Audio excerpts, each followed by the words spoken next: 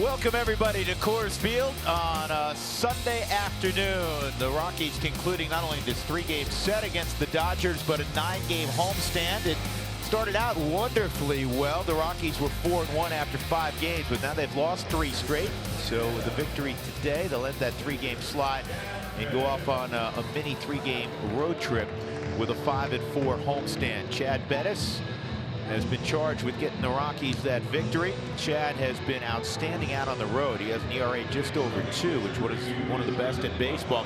At home, unfortunately, he has a much different ERA, and he'll look to get that straightened out as well. Chris Taylor will lead things off. He's in a good place over his last 8 games. He's hit .345, including 7 extra base hits. Dave Roberts' lineup brought to you by Southwest Airlines. Turner, Grandal, Matt Kemp. He continues to swing it. Max Muncy bat 5th. Yasiel Puig. John Peterson, a huge day yesterday.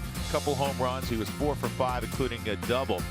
And Logan Forsythe will bat in front of Alex Wood, who does not have a hit so far in 2018.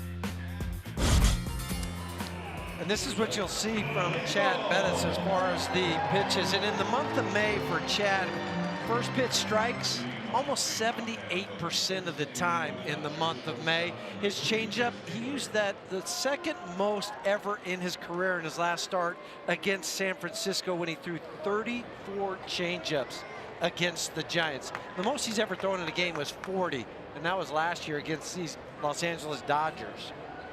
Well, that's his pitch, the changeup, and there's your first pitch strike. And that, you know what, that wasn't a changeup. That was just, I think that was a BP fastball. Well, they're a very aggressive first pitch hitting team, the Dodgers. And so not going to just lay one in there about 90 miles an hour. Throw it a little under hitting speed, and that's going to be a base hit to center. So Chris Taylor, a lead single. Let's take a look at the Rockies defensively. And for the first time in quite some time, Ian Desmond is an outfielder. He's in left field. And the reason being, as he's joined by Blackman and Cuevas against the lefty Alex Wood. Cargo taking a seat.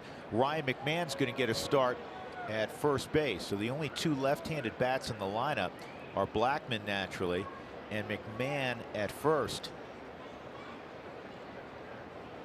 And the Rockies are heavy with left-handed bats in their outfield, save Noel Cuevas. Here's Turner, and he takes strike 1. Well, and the other thing too, you have an off day tomorrow, so you get a couple days off for Cargo. Gerardo, same thing. Plus you give Ryan a start, who on this homestand has been swinging the bat pretty well. Had a pinch hit yesterday. Yep.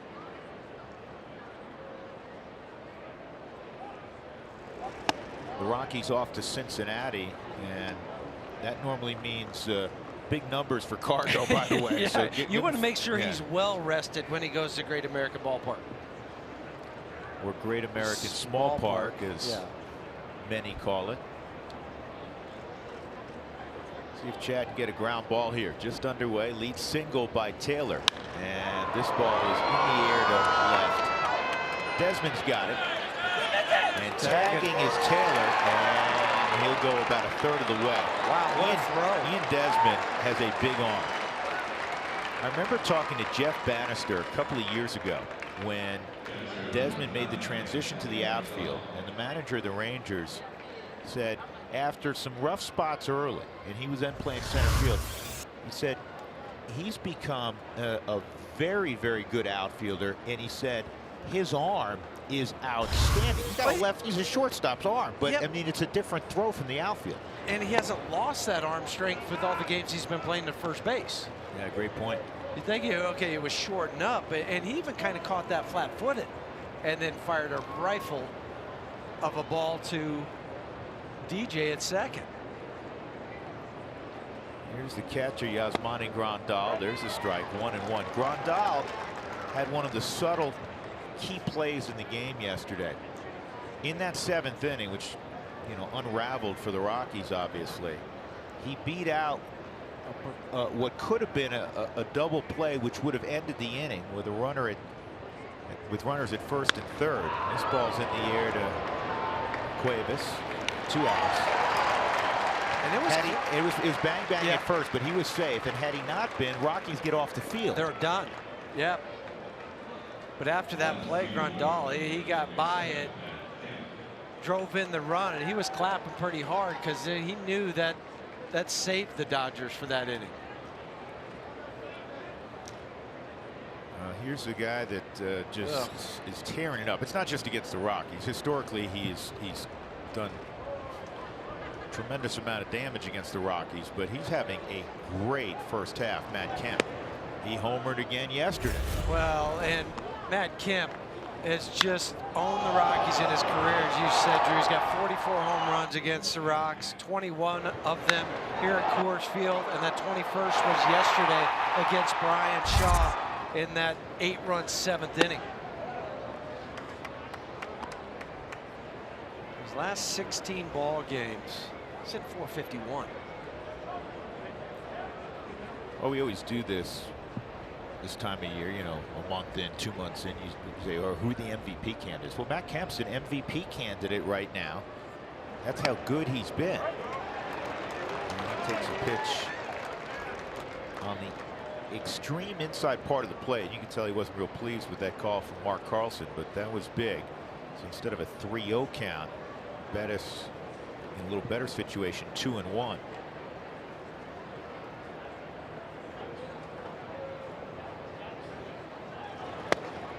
Changes speed so well. I think one of the prettiest pitches to watch when a guy has a good one is a change. Yeah, it's pretty to watch, not pretty to hit, because it can turn you every which way but sideways. On the Subaru Supermo, Kemp's out on that front foot thinking that he was getting a fastball. 2-2, 2 outs. Fouled off. Went right back on the Subaru strike zone. Pitch 4 and 5. The changeup's inside. You know, we sound like a broken record, Huey, talking about the first inning issues for Rockies pitchers. You said it saved Kyle Freeland. It's been tough for all of the starters, and you know, Chad Bettis no different. Chad with that ERA, as you said, over 8 in the first inning. So this is a chance to get off the field quickly. There's Free. 2-2. Yeah, Kyle's at 2.5 in the first inning. Everybody else is above 6. And yesterday, Herman got through the first on 11 pitches, but then the second inning he gives up a couple of markers. Yeah, yesterday Herman in the first, quick, 1, 2, 3. Rockies were hit. 3-2. Taylor will be off, playing behind him, swung on and missed. Nice pitch by Chad Bettis. He gets Kemp to chase. Taylor left at first base, and we'll see the Rockies offensively when we come back. It'll be DJ and Charlie up top against Alex Wood.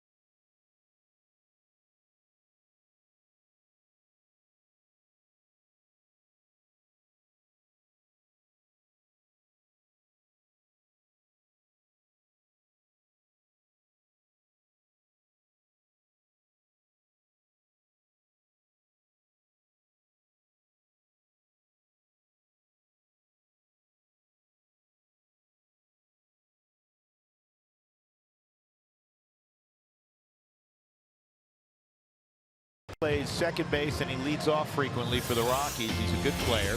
And here's the Southwest batting order for Buddy Black. He'll be followed by his good friend Charlie Blackmon.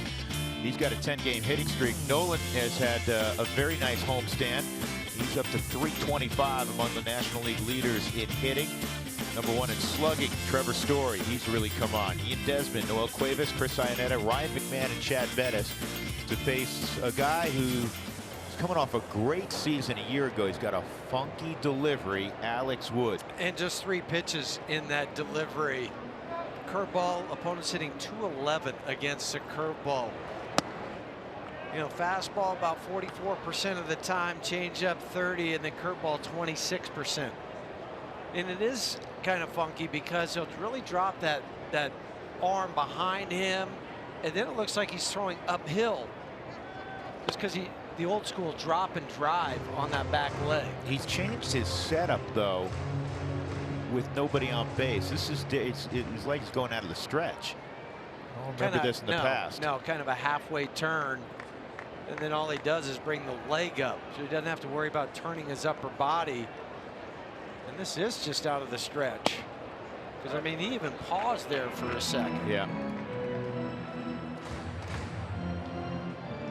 Some pitchers do that once in a while. We've seen John Gray do that. I remember famously in the no-hitter in 2010 for Ubaldo Jimenez, halfway through the game, he was struggling with command. He tried to simplify everything by going to the stretch. Worked out nicely for him. Yeah, it did, because that game he had 6 walks, so he had to do something, and then he did. And that was, you know, the rest is history, as they say. As I recall, it was like the 6th inning. All of a sudden, he started working out of the stretch. 2 balls, 2 strikes. Rockies trying to get the quick jump on the Dodgers. And that's poked down the line. Another hit for DJ. Puig's to it quickly. And he'll hold him to a single. 6 for 11 now since his return. Amazing. Do you know what? You're a huge hockey fan. Yeah. In hockey, there's a term, a goal scorer's goal. This was a good hitter's hit. Yeah, because it was a good pitch from Alex Wood.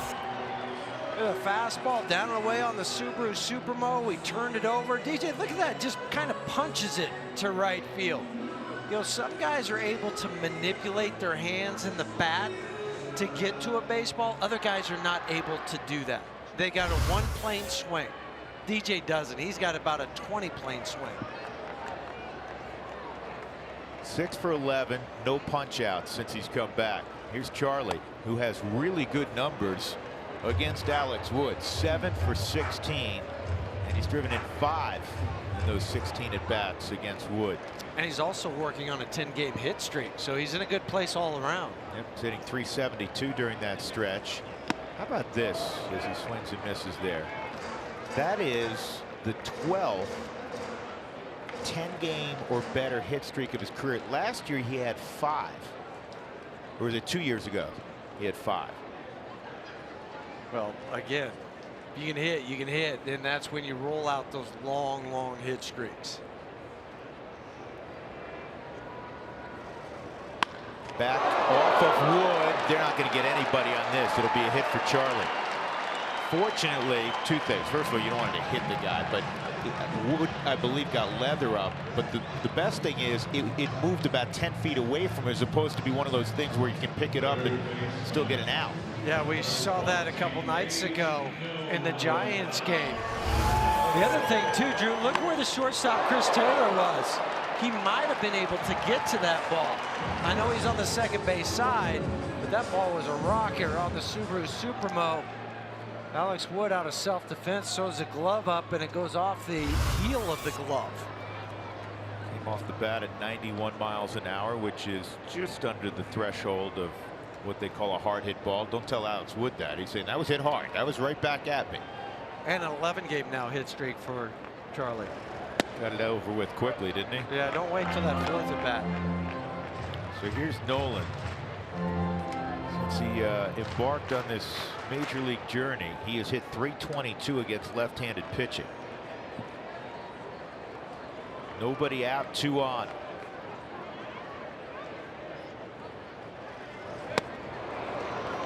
I don't recall ever seeing an outfield alignment that shaded Nolan toward right center, and that's where Jock Peterson is situated right now. Nolan, throughout most of his career, has been a pull guy, though he's thrown out more hits to right this year. But have you ever seen this before? Not at all, and not that dramatic. And Nolan, being as cerebral as he is, you always glance and see where guys are positioned. for you. You bunted some. You knew where the third baseman was. Yeah, where he is. Nolan's looking at the outfield going, okay, is that a telltale sound? I'm going to go away, away, away? That, you know, where are they pitching me? Yeah, good point, Drew. I mean, look at Jock Peterson at center field. 1-2. And Nolan back up the middle. That'll work. DJ around third. He'll come home. And the Rockies take a 1-0 lead. Charlie will go first to third. Nolan behind him. Well done. Great base running by Nolan Arenado to read that throw. Just the start the Rockies were looking for. The Rockies hitting .364 on this homestand with runners in scoring position. But Nolan comes through with this 36 RBI. We talk about going away. Well, this is a little bit away, but then it cuts back over the middle portion of the plate on the Subaru Supermo. And then because of Jock Peterson, where he was way over in right center field, when he starts to make this throw, the first baseman was as a cutoff to home. The shortstop was a cutoff to third, but the second baseman, instead of staying around at second base, he ran over to first, allowing Nolan to get to second. Called strike on Trevor. He thought that was it. I'll tell you what, 90 feet, Huey, you try to teach young players this, is precious. And that 90 feet that Nolan consumed there gives the Rockies a real chance to have a big inning. And that's all instinct too. It's being aware of the situation. It's not a first base coach telling you go, go, go, because by that time it's too late. You have to read the play in front of you. First, Charlie put the pressure on Jock Peterson to take third, go first to third.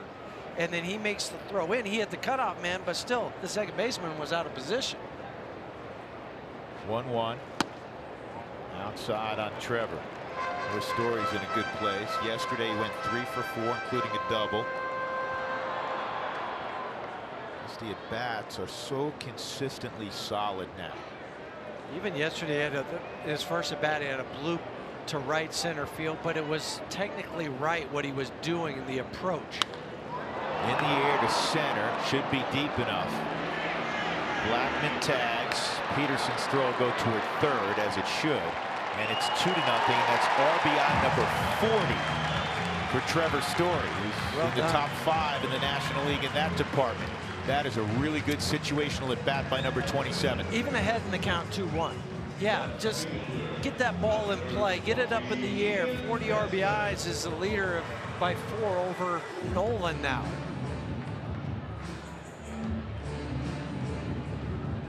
First out of the inning. Nolan remains in scoring position at second. Here's Ian Desmond.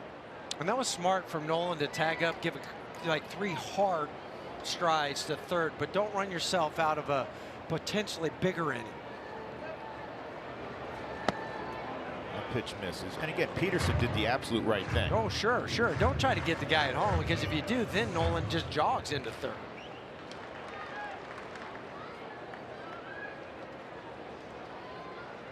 Desmond owns a couple home runs against Wood. This ball is well hit to center field. Will this one get out? You bet. He owns 3 now. Make it 4-0. His 10th of the year. And that thing went a long way.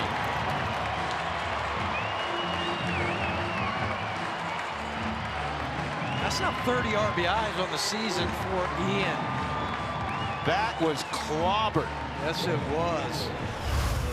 We've chronicled his numbers against lefties. Well, when a left-hander gives you one belt high on the Subaru Supermo, you know what to do with it, and Ian does. I mean, this ball is hammered. About 15 rows deep in dead center field. 459. Now Cuevas hits one to deep right center field, and Peterson catches it up against the wall. I'm telling you right now that the boys are seeing Alex Wood pretty nicely.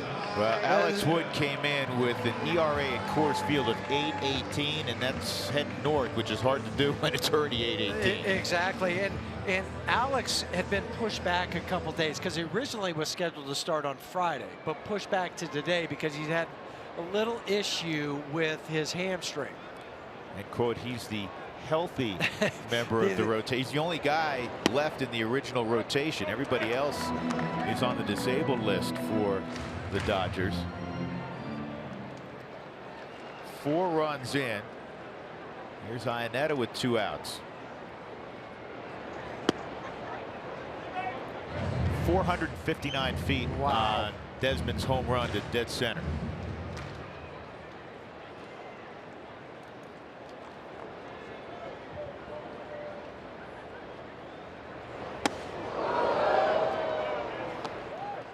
Two balls and a strike.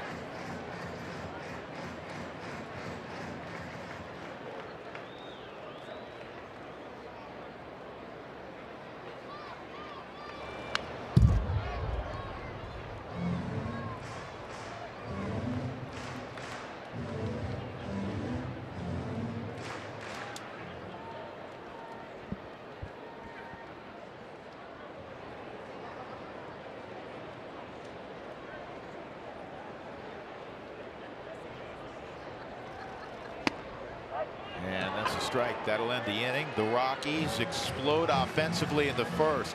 LeMahieu got it going with a base hit. Nolan threw out an RBI on a hit. Trevor Story a sac fly, and then the big blow. Number 20.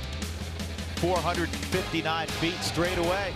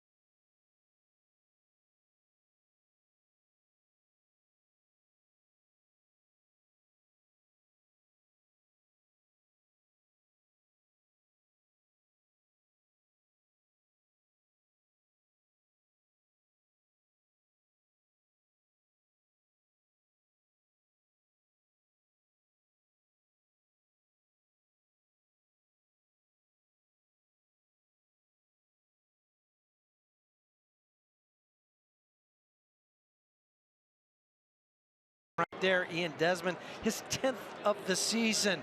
Time now for the win, brought to you by Pizza Ranch. Bring it home.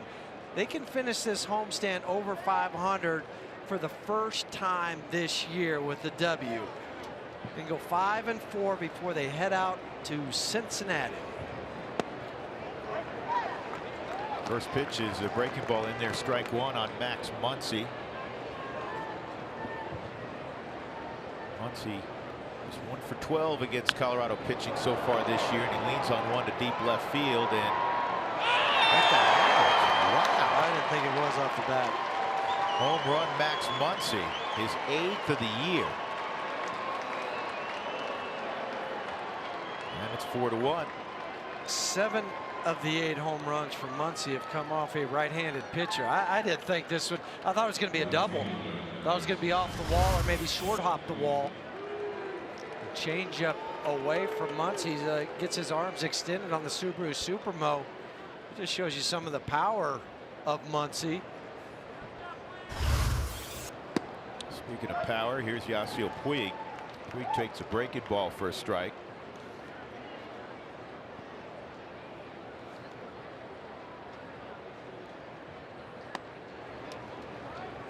Misses up top. 1 ball, 1 strike. Puig 1 for 4, drove in a run yesterday, also had a walk. 5 for 9 in the series. He had a big night Friday night. That's a base hit to center field.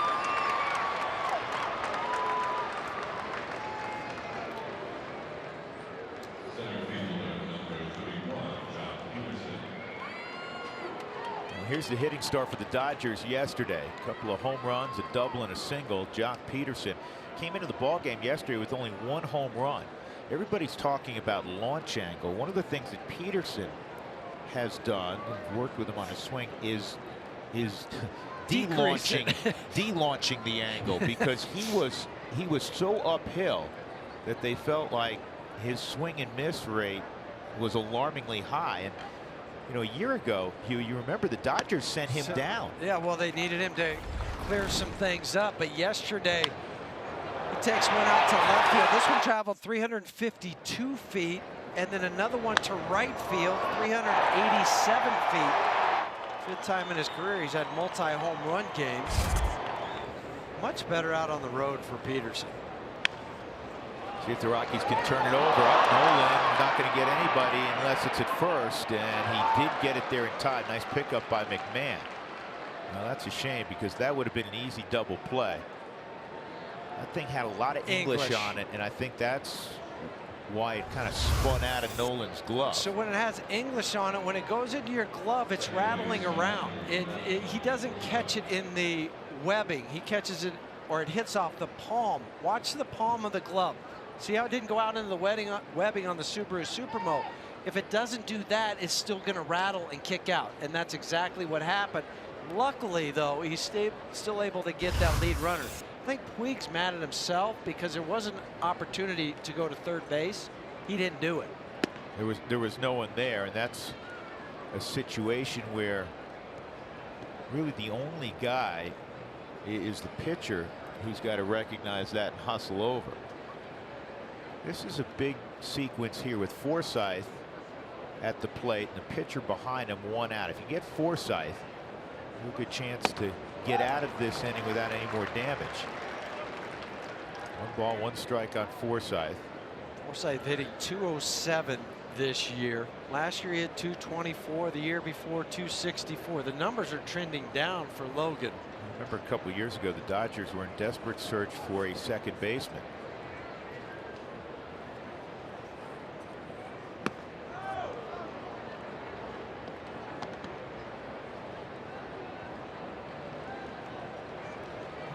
Remember they were trying to dance with Brian Dozier and the Twins, trying to acquire him. Yeah. That didn't work out.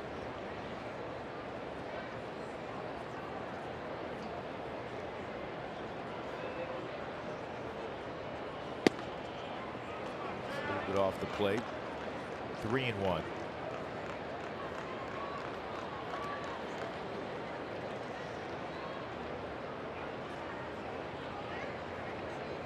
Trying to make a quality pitch here. Puig runs well at second. He did. 3-2.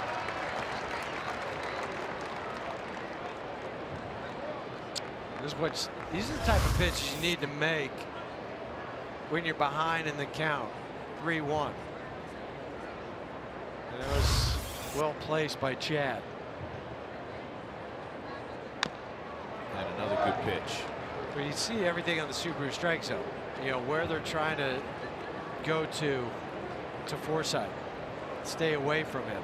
Chad Bettis, of the 5 in the Rockies rotation, probably maturity on his side is a little bit older, and he is truly a very cerebral guy on that mound. He's not going to throw anymore. He's going to think through every pitch. This is slowly rolled foul. That's why he's one of not only favorites of Buddy Black, but of his teammates. Well, and that's also why he's 14-8 in his career at Coors Field. You know, because he knows what he wants to do. He knows what the hitter's going to do, yet he's still going to pitch to his strength. And he knows who's on deck, and he knows who's in the hole. And those are real important factors for a guy on the hill, and he gets a strikeout there. That's big. He fans Forsythe. As you said, it was away. Change in speeds, and ultimately he gets Forsythe, and now Wood comes up with 2 outs. So after the changeups, everything, that 91 fastball climbs up to about 93, 94. Plays up, doesn't it? Yes. Definitely plays up to a hitter. As we always say, you don't go to sleep on the pitcher. You can't relax, even though Wood does not have a hit this year. Former Georgia Bulldog Alex Wood. I know right now, Puig getting off there, it's real tempting to throw a daylight play if you're Trevor, because he's kind of dancing out there. But with the pitcher, you don't want to distract your own pitcher from the guy at the plate.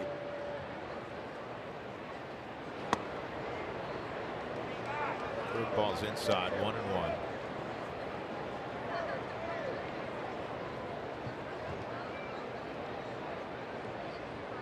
What distance did you like to have to throw the daylight play on when you're working the runner and you're marching in? About one more step from where he's at, so probably about 15 feet off the bag. And then depth-wise behind the runner, how far did you want to be? Oh, I only wanted to be, maybe 3 or 4. You don't want to be running behind him as he starts. Then he feels it. Well, feels it and he hears you. It's like a kind of a Clydesdale type of sound as if you start to go to the bag. 2-1, comebacker. Chad's got time. And a good job by Bettis after the home run by Muncy to the opposite field. Puig had a base hit, and he shut it down from that point on. 4-1 Rockies, middle of 2.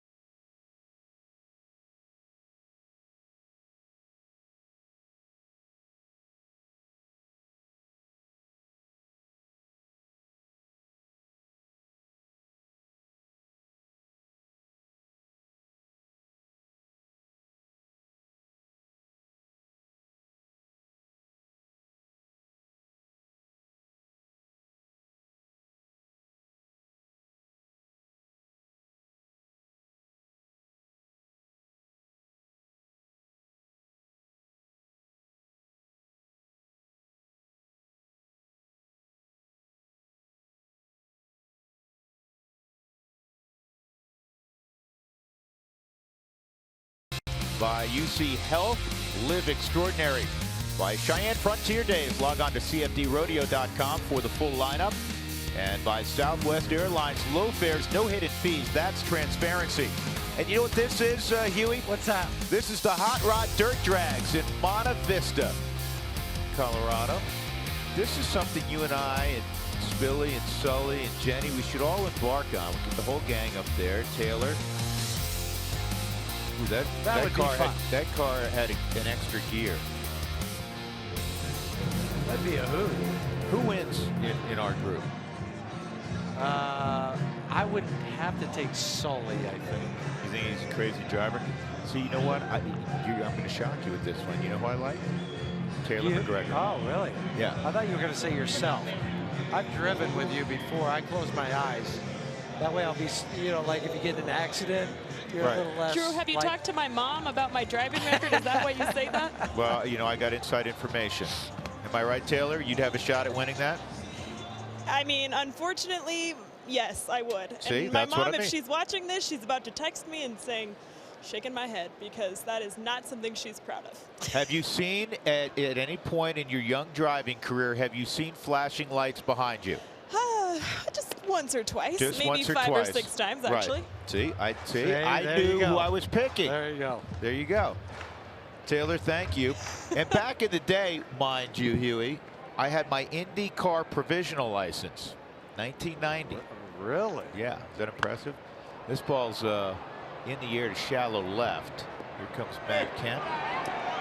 And he'll make the catch, 1 out, and that'll bring up Chad Bettis. Kenny Miller. So what does that get you? And The Indy provisional license.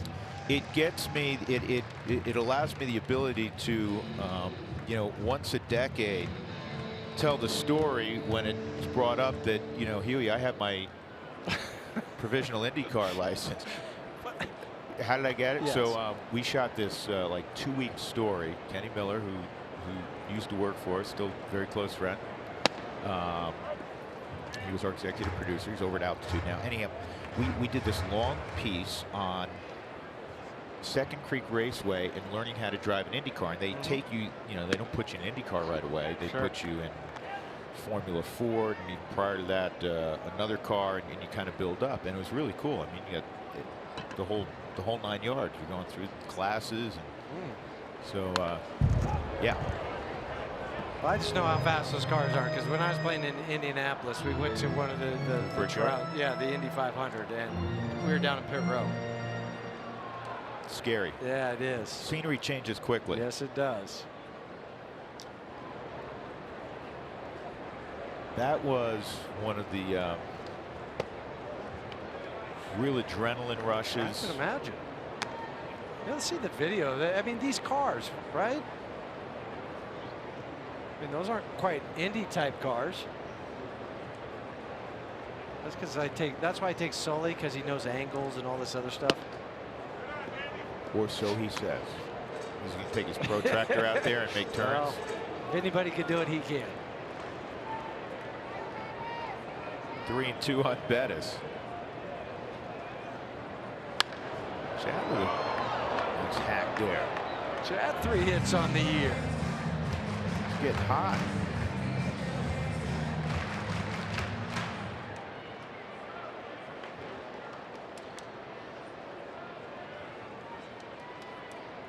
It was 2 starts ago. Chad threw out a big RBI hit.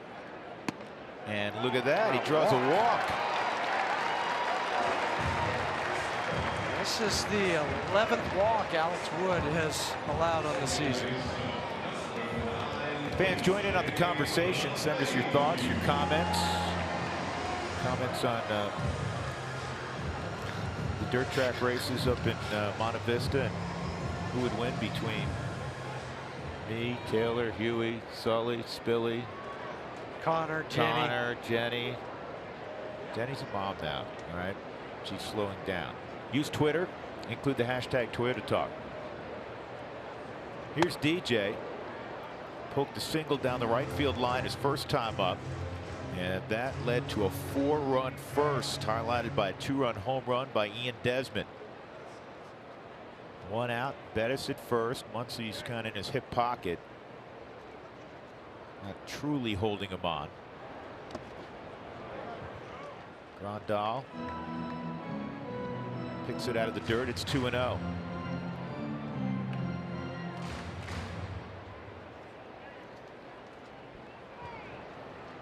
Sometimes the full value of a guy is not realized until you are playing without him. And the Rockies so accustomed to playing with DJ because he's an Iron Man.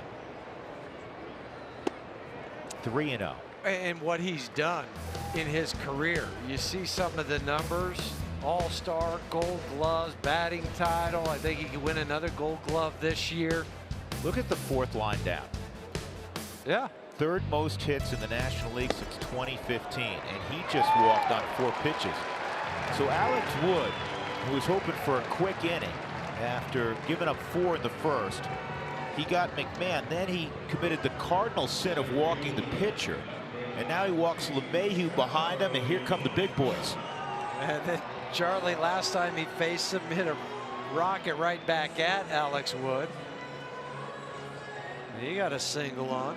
Part of that 4-run first. So Charlie is now 8 for 17 lifetime against Wood. I think it's a Georgia Tech, Georgia thing. Said he went 0-1. Most definitely. With Alex Wood going to the University of Georgia, drafted in 2012.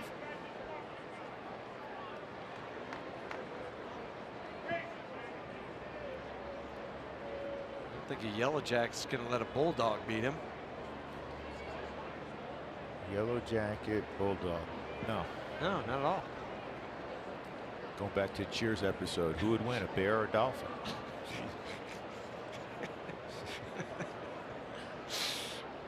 That is pulled for a base hit. Everybody had to hold up for a moment, so it'll be bases loaded for Arenado. That's usually a good thing. One out in the second. Here come the Rockies again. Immediately putting the pressure back on Alex Wood after the 2 walks. Charlie reaches for this one. One hands it past the diving Logan Forsythe. Because you don't want to get doubled up. You freeze. Everybody did, including Chad at second base. And now you got Nolan, who already has an RBI today. We mentioned what the Rockies have done on this homestand. 364 with runners in scoring position. Nolan on the year is 5th in the National League, even higher at 386. Rick Honeycutt is out conducting a conference. Fans, when the Rockies score 7 or more, go to participating Colorado Taco Bell locations the next day between 4 and 6 to get your Rockies taco special. Le Mas at Taco Bell.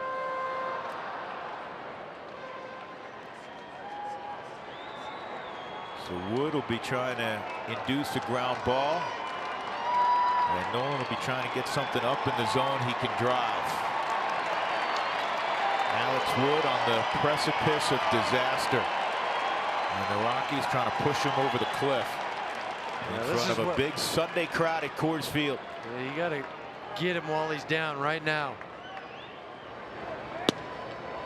Off the plate. I think it's always tough, even for veteran hitters, middle of the order hitters, to remain patient and not let the adrenaline rush get you too anxious when the bases are loaded. And also because you lost the first 2 games of this series to the Dodgers. Yep. Yeah, Nolan just thrilled that he didn't make contact on that. Yes, he is. They say, no, thank you. They usually have great hand-eye coordination, but this time I'm glad I didn't. He was sitting dead red.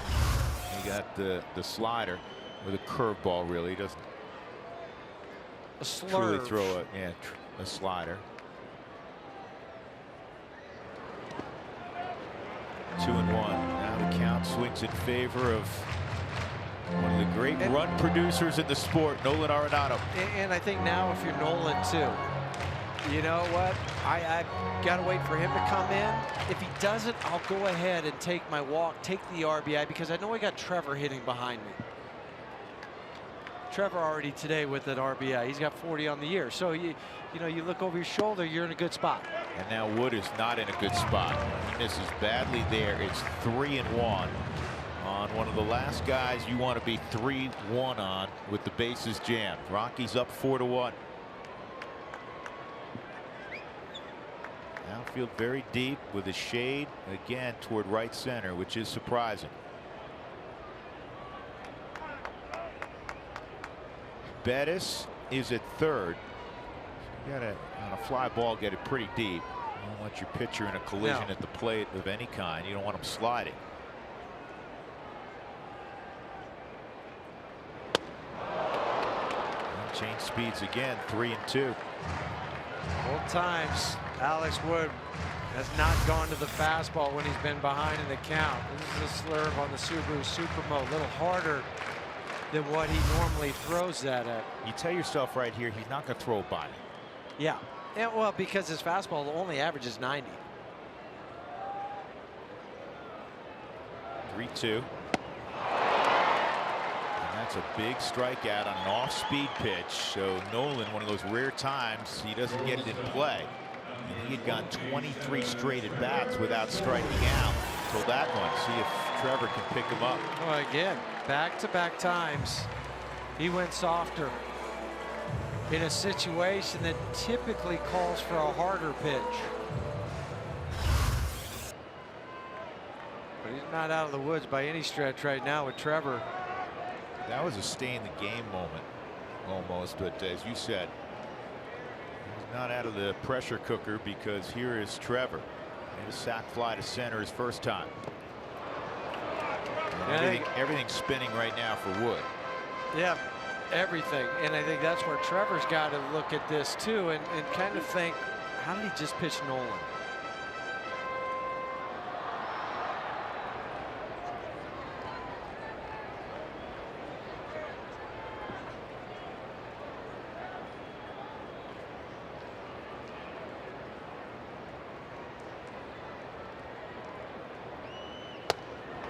Well, you don't want to leave the bases loaded here. You never want to do that. That's pretty obvious. But the way the Dodgers have been playing, won 12 out of 16. They're swinging the bats very well. You're at home, daylight, warm temperatures. You know that anything can happen at 20th and Blake. You want to keep pounding away. 1-1. 1-2. The first and third pitches on the Subaru strike zone were the change-ups.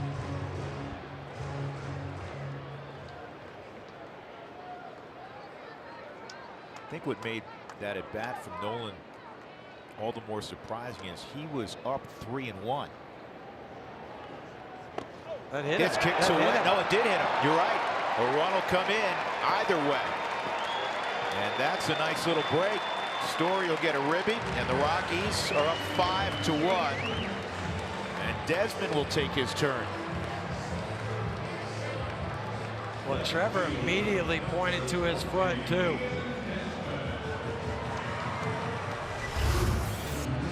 Just watch on that back right foot on the Subaru Supermo goes off the toe, and then he starts pointing and giving Mark Carlson some help, saying that ball hit me. So here's Desi. He takes ball one. He absolutely demolished a baseball his first time up. One of the longest home runs for a Rocky this year. Two-run shot.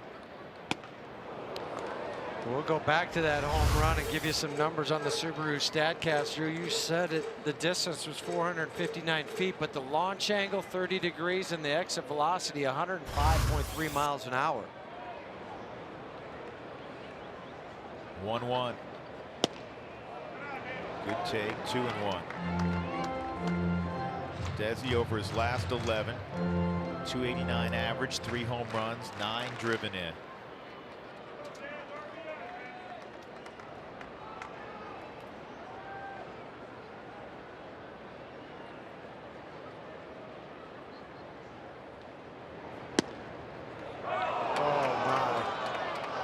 Gift to Alex Wood. Yeah, it was. Well off the Subaru strike zone. That's a huge gift. You're talking about 2-2 versus 3-1. He turned this one over. Change up.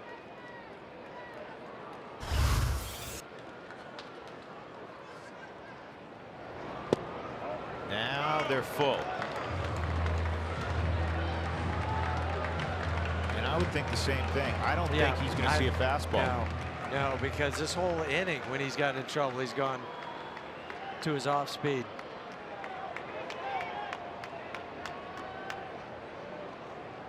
3-2 at the bases loaded.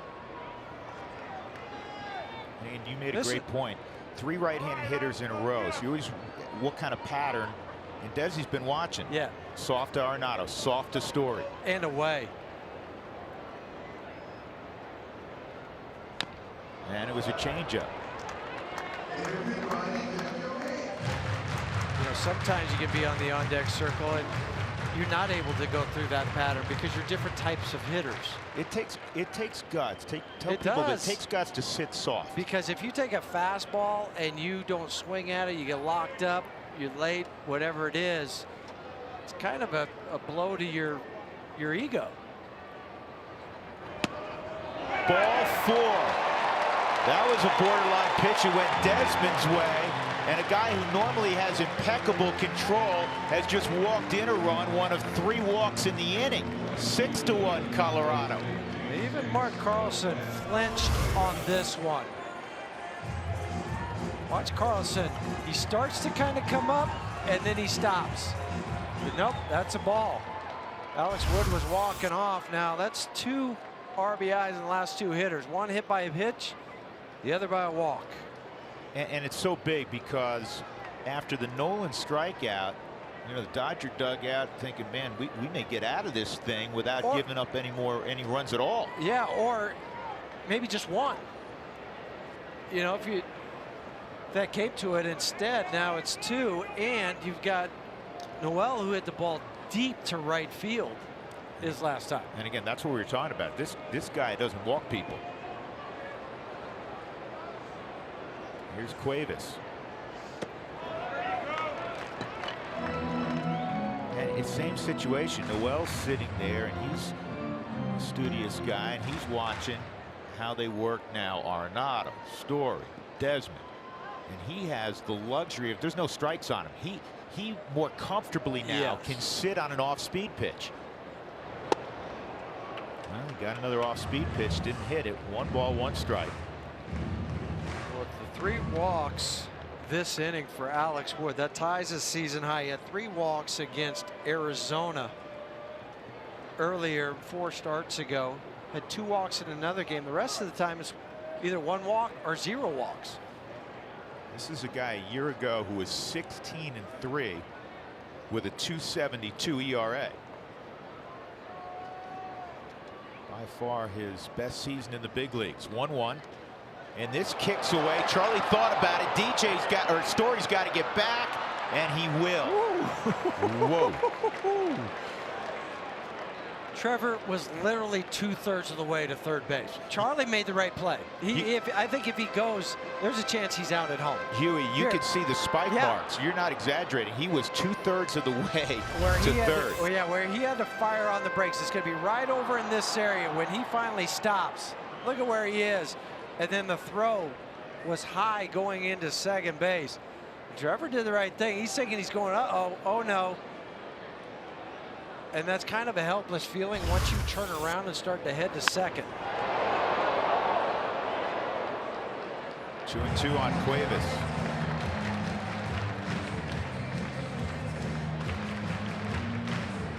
Two runs in, bases remain loaded.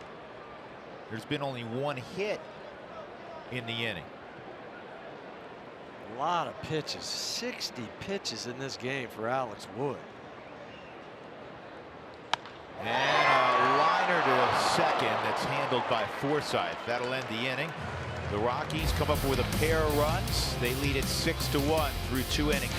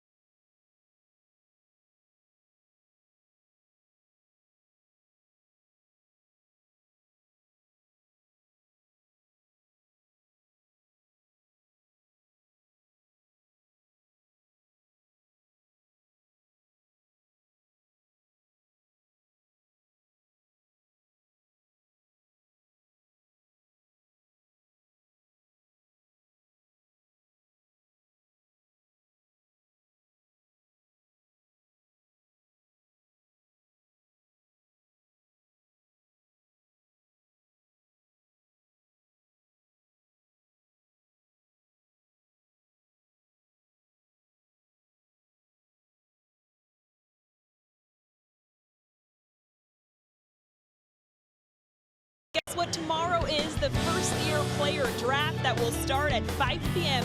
on the MLB Network. It'll be in Studio 42. The Rockies have the number 22 overall pick, which is what they will do tomorrow. That will be Monday, and then the rest will be Tuesday and Wednesday. Now, Brian Fuentes will have the chance to announce the Rockies pick again at 5 p.m. Mountain Time. Now, Rockies have a lot of success in the first round. 5 of their players currently on the big league roster were drafted in the first round. I loved draft day, you guys. I know it's kind of the start of the journey, but it's always so fun to see players' dreams realized. Drew. Yeah, absolutely. And the Rockies under Vice President of Scouting Billy Schmidt have really done a terrific job. It's the beginning of a journey, and the journey hopefully culminates in an opportunity to play at this level. Though when you have 40 rounds and the draft has been diminished in the number of rounds through the years, it used to be in the 60s, and famously Mike Piazza was a 62nd round pick of the Dodgers, right? Here's the 2-0, and this is in the air to deep right field. Long run for Cuevas, and it's out of play.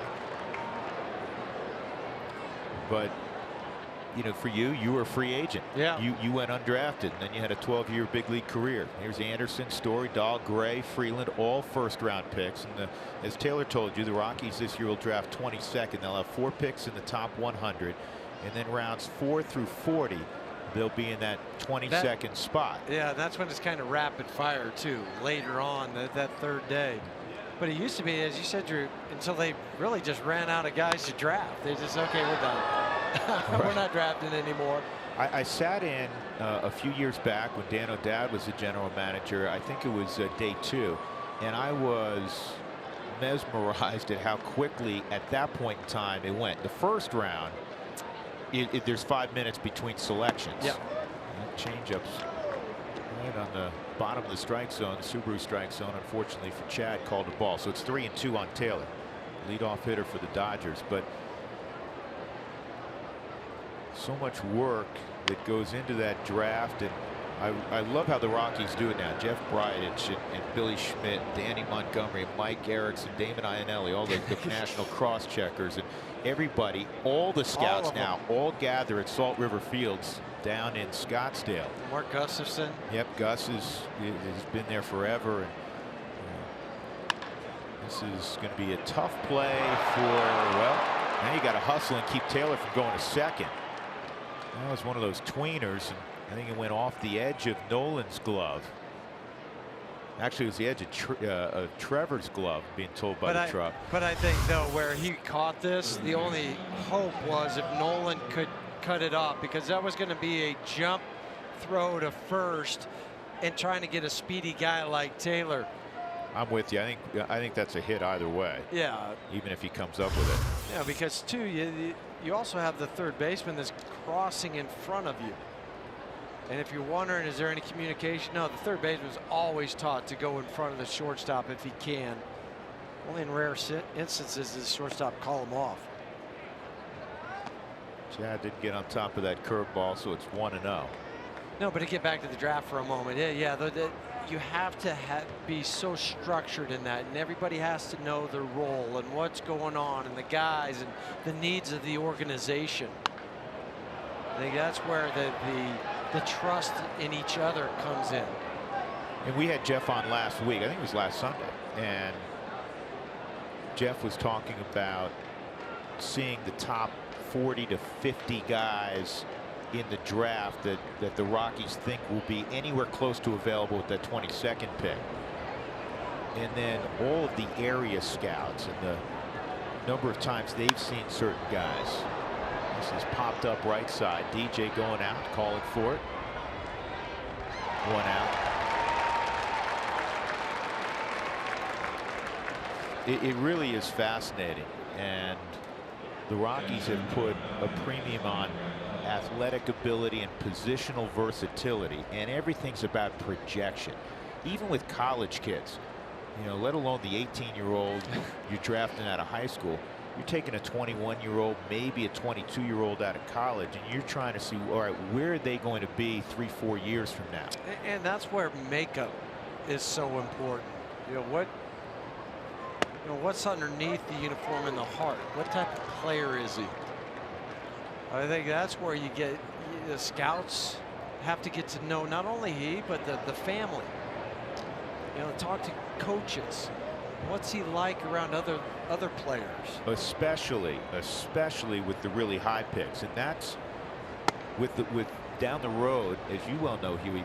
That's where the area scouts, developing a relationship with the families, it's so important. So they have an idea when a Jeff Bridich, a Billy Schmidt, a Mark Gustafson says, well, what kind of kid are we talking about here?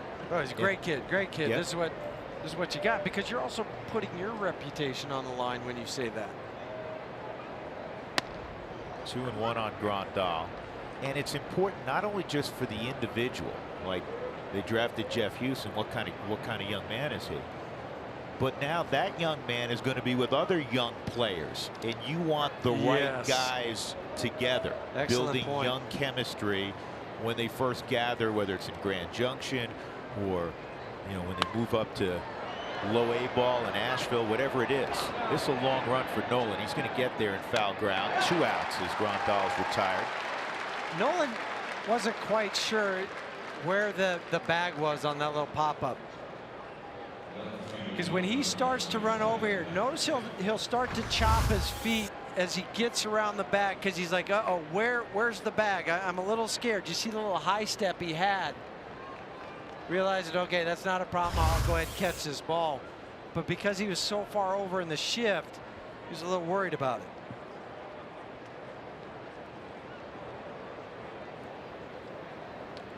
So here's Matt Kemp.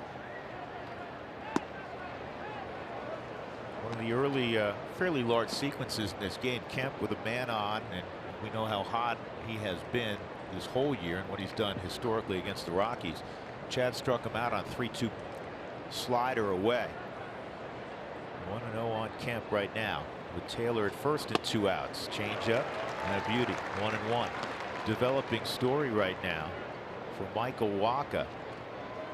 Through 8 innings at Busch Stadium, the Cardinals leading Pittsburgh 4-0. He is not allowed a hit. Wow. How many pitches? Few enough that he's going to pitch the 9th inning. Yeah. Well, and he's far enough in his career, too, where he can pitch the 9th inning. This is in the air to shallow center. It'll drop. And Charlie will make sure Taylor stops at second base. Into the bat single. 2 on for Max Muncy, who homered to left field to lead off the 2nd inning. The only run for the Dodgers. So Wacha 107 pitches. And what I meant by far enough and old enough in his career where it's not a young arm where you're worried about, well, we've got to protect him. Well, Dave Roberts dealt with that. Was it a year ago or 2 years ago? 2 years ago. Was it Stripling? Ross He pulled Stripling after 6 innings. And then earlier this year with Walker Buehler, because then they had the combined no-hitter down in Monterey. Against the Padres. There's no way Doc was going to let Walker Buehler, who's kind of their centerpiece of their future rotation, go out and throw 120 pitches. Buehler made the start yesterday for the Dodgers. Rockies got after him pretty well. He had a ton of family here. Of course, his media family now lives in Denver. His little brother, we told you, a star at Valor Christian. Yeah, a lot of kids from Valor were at the game yesterday. 1 ball, 1 strike.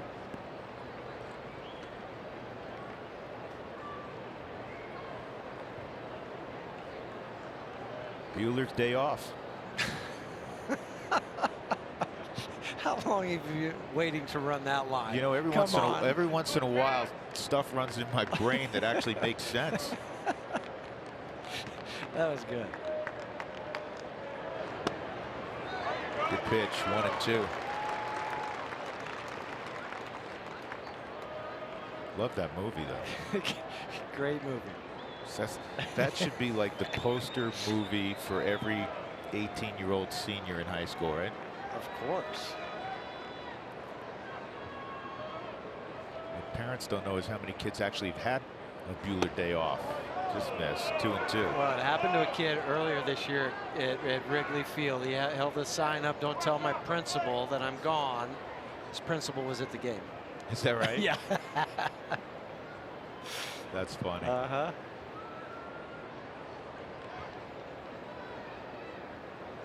I don't think he took the sports car, though. Probably just took the L. Yeah, it was not quite the cinematic version of Buehler's day off.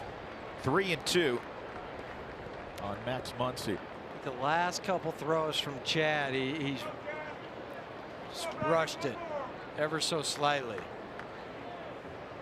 I mean, he kind of left his arm behind and ran away from it, and the ball was just tailing away from Muncy. He may do an Alex Wood here, go off speed. Yeah, you're right, he did. But it was just up. Got to get that one down. Because that was about the same location that Muncy hit the home run in the second inning. This kid's pretty balanced at the plate, isn't he? He is. You see why he's a favorite of Dave Roberts. Yeah, we asked him in Los Angeles, or he was asked about who was, who a nice surprise was, and he went on and on about Max Muncy. You and I had a chance to talk to him a couple days ago, and he again brought up Muncy, and Muncy fouls this pitch off. Well, I just think maybe Dave sees a little bit in himself in Muncy. Overachiever type. Yeah, well, guys that play hard have to play with a little bit of an edge. Dave certainly did. Everything wasn't just handed to him. Nope. Kind of the anti-LA Dodger. Yeah.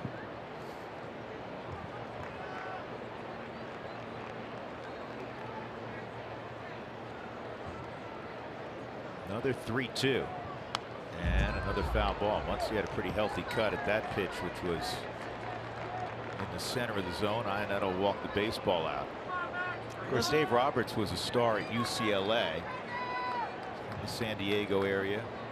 I still think one of the highlights of his career was that stolen base in the World Series. Isn't that amazing? Because Dave had a long and very distinguished career, and I'm with you. Pinch running, one of the biggest stolen bases in World Series history, right? Yeah. And that's what you remember him for. And yet he did a lot of other things in a very fine career. And he's going to have a long managerial career. Yes, he is. I like the mound visit from Chris right there. You've thrown three different types of pitches. Now you want to make sure you know what you want to throw to Muncy.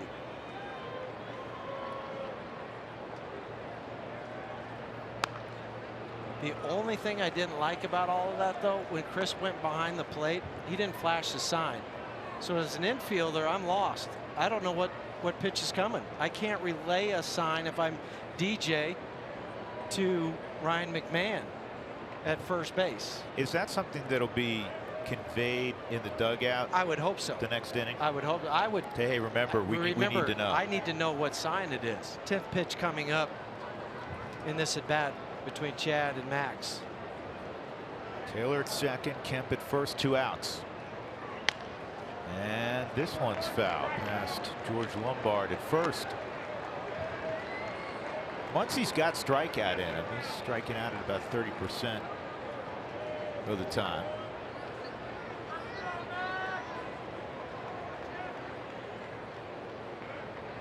.31 strikeouts in 103 at bats. So just supporting that number you threw out there. Make sure your math is right. Always checking it. And that is gone. Well, Max Muncy with his second home run of the day, and the Dodgers are right back in the ball game after the Rockies scored 6 in the first 2. Here come the Dodgers, and it's 6-4. Yesterday was Jock Peterson with 2 home runs, and right now it's Max Muncy with 2 home runs, 4 RBIs. He had fouled off 4 straight pitches, and then finally, it's a slider that didn't break down and in where they wanted it. And Muncy knew it as soon as he hit it, went into the second deck. Now you think back to the 2 runs the Rockies scored last inning and how big they were. I keep talking about it. It's warm out, and that's a home run. I don't care what time of year. He crunched that. Yes, he did. but you just have a feeling the way the Dodgers are swinging the bat, you just got to keep adding on. You have to. We've seen it. The first 2 games in this series, the Rockies had the lead, and then the Dodgers turn around. They scored 11 yesterday, or 12 yesterday, 11 the day before. 430 feet on that home run by Muncy. On the 12th pitch of the at bat.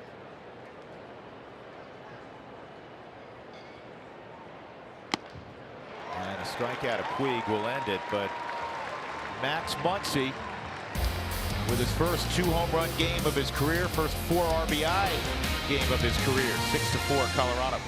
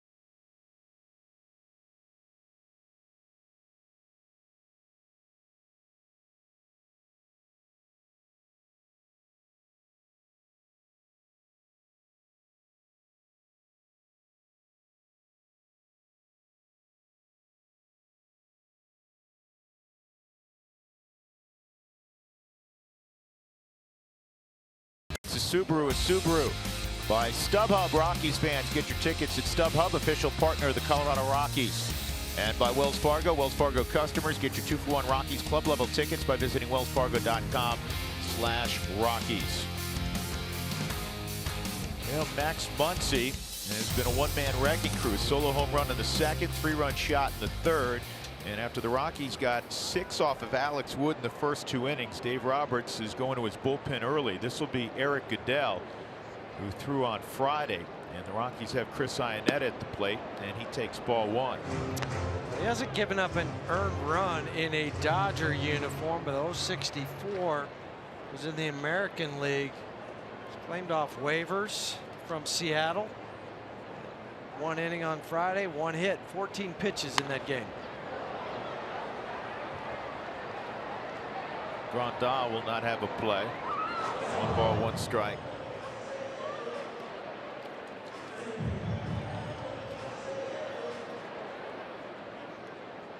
So the Rockies got 6 off of Wood, 5 hits. He walked 3, struck out 2, and he hit a batter. He hit Trevor Story, that forced in a run.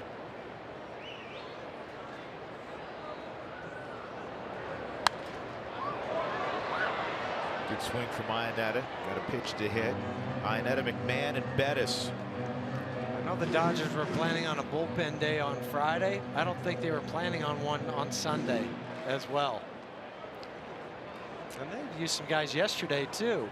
Well, coming in, you know, all the talk surrounding the Dodgers has been about the injuries to their rotation. With Kershaw being out, he returned for 5 innings the other day, back on the disabled list. He's going to be out well over a month. Ryu's out till after the All-Star game with the groin injury. Maeda with a hip just went on the disabled list. Again, nobody's feeling sorry for the Dodgers, but one of the reasons they're 12-4 the last 16. That misses. is the rotation till today. 7-1 with a 2.38 ERA their last 15 games. So even without some of their big names, they're getting quality starting pitching. And it's been the Walker Buehlers, the Ross Striplings of the world that have helped Dave Roberts and Rick Honeycutt.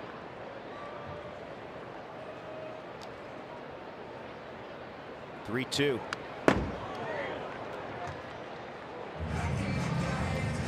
Goodell's not overpowering. That start for Wood was his most abbreviated start since 2015. Went down at Chase Field. He could get only 5 outs against the Diamondbacks and gave up 8 runs.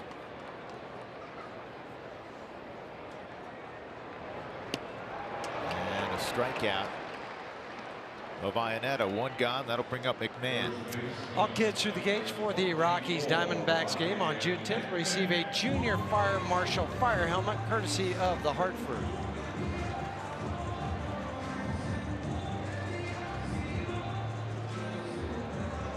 So Ryan McMahon has thrown out 7 hits and 20 at bats since coming back to the big leagues.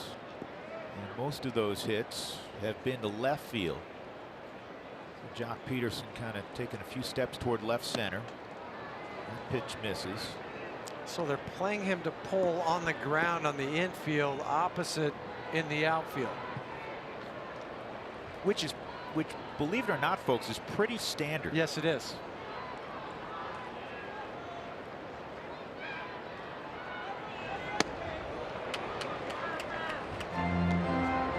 Huey, where are you when you were instructing? Where are you with guys that have always had the MO through amateur baseball of being a really good hitter the other way and then learning to pull the ball? Because this kid has light tower power. I'm all for that. I think if you go up there thinking about pull, it's hard to adjust the other way. But eventually, if you're going the other way, great. You can even take inside pitches the other way. You'll learn to pull your hands in. You'll learn to get the bat head out. To get the barrel out to catch the ball in front of you. So, I mean, I think the prime example was Helton. That's the way he was taught growing up. And that's a strikeout of McMahon. 2 quick strikeouts by Eric Goodell. And that'll bring up Bettis. Chad actually started that rally in the 2nd inning, a 1-out walk, his first of the year. And then LeMahieu walked on 4 pitches against Wood behind him. Blackman threw out his 2nd hit of the day. After a strikeout of Nolan, Story got hit on the foot, and Desmond on a 3-2 pitch walked. Wasn't the sexiest 2-run rally you'll ever see. But fortunately they had it because that's their lead right now. And not everything has to be, blast, sharp single. Sometimes the pitchers, the other teams will give it to you.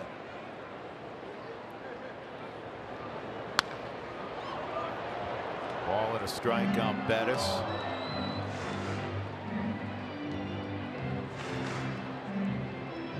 I'm a big believer, Huey, and we throw out the term must win. Must win is when, if you don't win, the season's over. Game 163s. Wow. Those are must wins, right? However, this is an important one for the Rockies. Snap that 3-game slide. Salvage 1 out of 3 against the Dodgers. Salvage the homestand at 5-4 before you embark on a little 3-game sojourn to Cincinnati. And I think he got punched in the mouth a couple of games too. I think that's where, to me, you got to come back. You got to answer and punch them back in the mouth today. And not to point fingers, because it's a 25-man roster, and we know how that rotation in particular picked up the Rockies hitters when they weren't hitting. Well, now the Rockies offense is clicking. Chad Bettis and ultimately the bullpen to turn some things around today. Bettis gone, a 1-2-3 inning for Goodell. Rockies will have the top of the order in the 4th. 6-4 Colorado.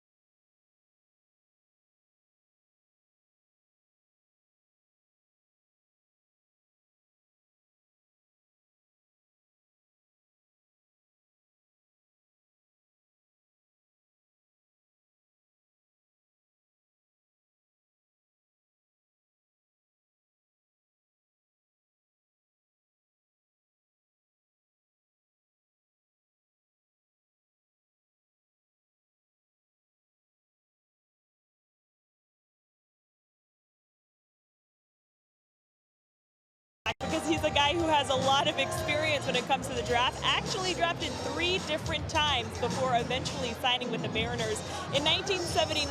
So today we had to ask him what his favorite memory was when it comes to the draft. I think what what stood out for me is when I actually did sign. When I signed with the Mariners, and I got a $1,000 bonus. Got in my Ford Mustang and drove up Interstate 5 to Bellingham, Washington. That was a good drive. Now, once he was in Bellington, he was only there for 10 days before getting promoted to A-ball in San Jose. That was the Missions, and they ended up winning the California League that year. I asked him if he bought anything particular with that $1,000, and he said gas on the way to Washington. And also that 78 blue Mustang he was referencing. Unfortunately, guys, it is no longer a part of Buddy Black's possessions. True. I thought I saw that in the players' lot this morning. That wasn't Buddy's. That wasn't Buddy's, no. Okay. No. Thanks, Taylor. Jock Peterson will lead things off. Grounded out his first time. He's going to ground out his second time also. 1 pitch, 1 out for Bettis. And that'll bring up Logan Forsythe, hitting 8th in Dave Roberts' lineup today. Well, the Dodgers are not unaccustomed to making a run. You know, this year they've gone 12-4 their last 16. Last year they went on one of the great runs I can remember in my history of watching baseball, but probably in modern history. At one point they went 69-18 from May 17th to August 25th. Think about that. Hard to fathom. 69-18. Looked like they were going to win 120 games, and they really cooled off. Rockies swept them out in Los Angeles, you may recall, in a 4-game set. They still ended up winning 104 games. Read 793 win percentage. Well, this year they got off to the tough start, 16-26. They were a -4 in run differential, but the 12-4 they've been a +38 in run differential. And it kind of coincides with somebody they just got back for Dave Roberts, and I'm talking about Justin Turner. Hey, this is interesting. Dennis Santana, the kid who doubled the other day and made his major league debut on the hill, he's pinch hitting for Eric Goodell. And he's not going to go in and pitch. This is where the National League is right now, with a 4-man bench on for most clubs. If you got to go to the bench early, if you got a pitcher that you're not going to utilize that can swing it a little bit, you know, a starter, you kind of go in that direction. Bettis fans him quickly. And that is his best inning. 1, 2, 3 in the 4th. Top of the order for the Rockies. They lead by 2.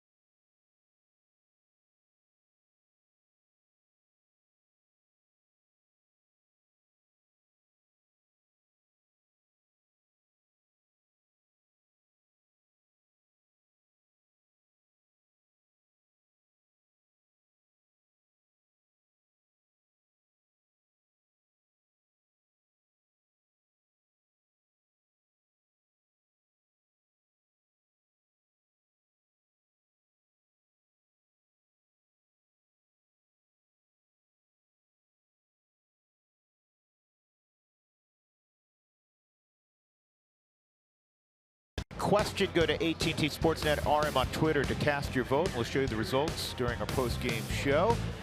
How do you fill out your All-Star ballot? With your head or with your heart?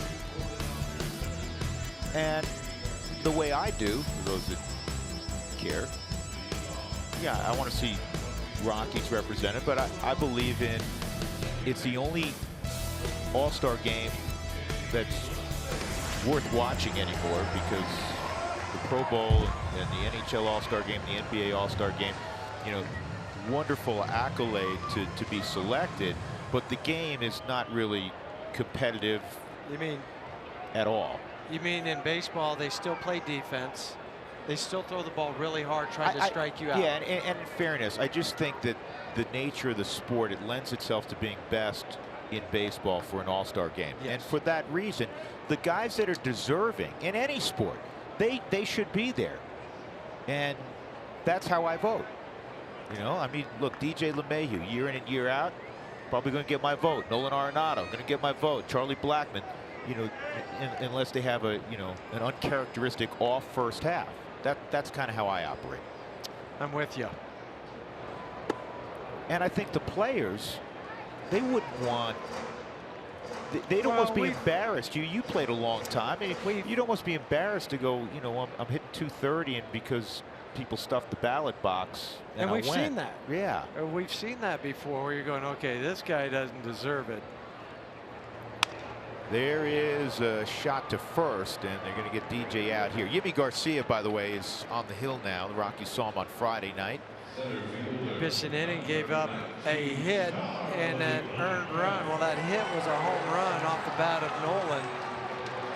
5.19 ERA on the year for Yimi.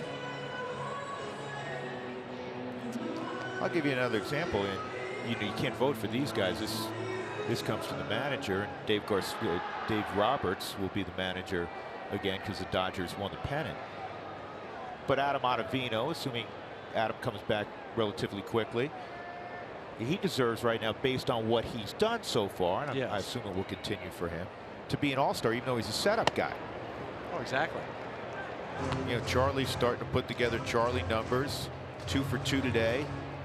The average at 292. Got the home runs, got the RBIs.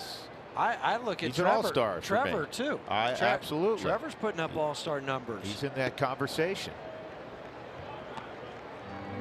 I think I also like to hold off my vote. I don't vote on June 1st. I wait, you know, around July 1st, late June. I think it's more representative of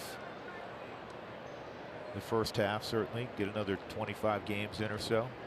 2-0 on Charlie, 1 out. Rockies up 2. And that's a line shot right at Forsythe.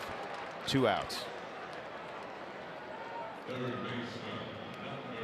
So with 2 outs, here comes Nolan. We revisit the home run he hit against Yimi Garcia on Friday night. And it's always fun to revisit home runs. Nolan hits a slider. He takes it out to left field. That was in the 7th inning. Part of a 2 for 5 night for Nolan. It was that seesaw battle that the Dodgers won 11-8. And this one has home run distance, but they didn't make the field wide enough.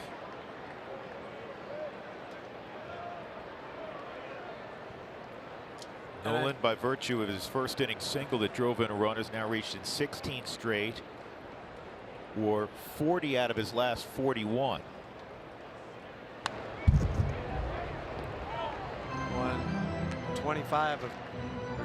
26 out of 27 at Coors Field. The only time he didn't, the game he was ejected against the Padres. The only time he hasn't reached at Coors Field this year. That's something, huh? Here's the 0-2. 1-2. You going back to the All-Star game. Late 50s, was 57. The Reds fans stuffed the ballot box, and the final results were 8 position players for the Reds we were going to start. And the commissioner at the time, Ford Frick, stepped in and said, not happening. And he selected 3 other guys that were deserving around the league. And then the fans didn't get the vote back until 1970, took it away. Fans had to go to timeout for 13 years. That's a long time out. A long time. Usually it's like 5 minutes, 10 minutes tops. Right, that's tough parenting. You're done. That's it. It's like a generation of folks who didn't get to vote. I do like that the fans have a vote. Absolutely. I think I'm totally fine with that. Strike 3 on the inside corner. Nolan doesn't argue, and that's 7 straight retired now by the Dodgers. 6-4 Colorado.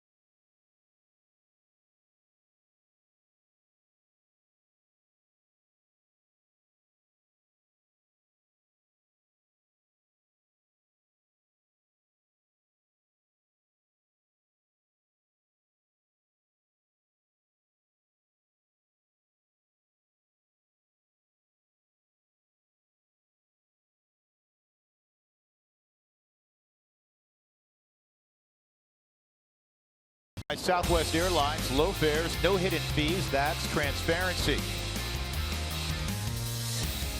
With my good friend and partner, Jeff Hewson, I'm Drew Goodman. Taylor McGregor's field level. As a lot of families working the concourse today. Great crowd. When they total this up, it'll be well over 120,000 over the weekend. Rockies and Dodgers.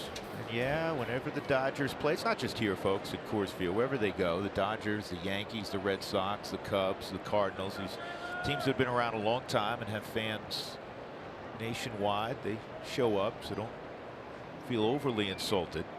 Here's Chris Taylor leading off his 3rd look at Chad Bettis, and he's 2 for 2. It's a key inning for Chad. 5th inning. Well, he had a quick 4th inning. Just 4 pitches. Or, excuse me, 6 pitches in the 4th for Chad.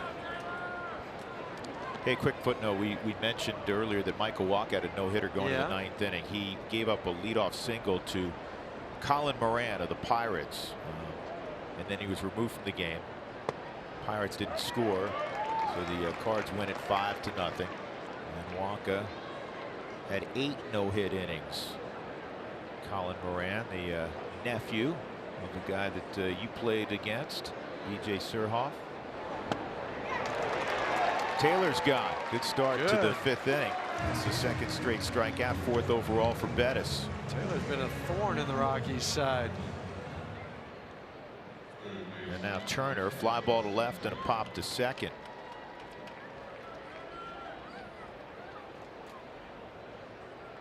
BJ, what a fun teammate. Talk about intense. Now he could throw a helmet, smash a water cooler with the best of them. But he was invested in every pitch. Hey, BJ had a great career. He was the first pick overall out of University of North Carolina. Partial to BJ. Good dude. Good dude. From Rye, New York, right near where I grew up. This is in the air to shallow center. Charlie Cuevas. It'll be Charlie. Traffic cop out there. 2 outs. Hey, Margaritaville is coming to Coors Field Saturday, June 9th, and the ticket package includes a limited edition Margaritaville shirt. Visit Rockies.com/Margaritaville for more details and tickets. Lefty-righty combination in the Rockies bullpen. Just 78 pitches for Chad. Somebody answered the phone. Yasmani Grandal, switch hitting catcher, takes a breaking ball for a strike. Grandal, a fly ball to right field, and he fouled out to Nolan. And BJ ended up with over 2,300 hits in his career. His older brother reached the big leagues as a pitcher, Rich. Trevor's going to have time. And a very fine 5th inning for Chad Bettis. He's now retired 7 in a row. Story will lead it off when we come back.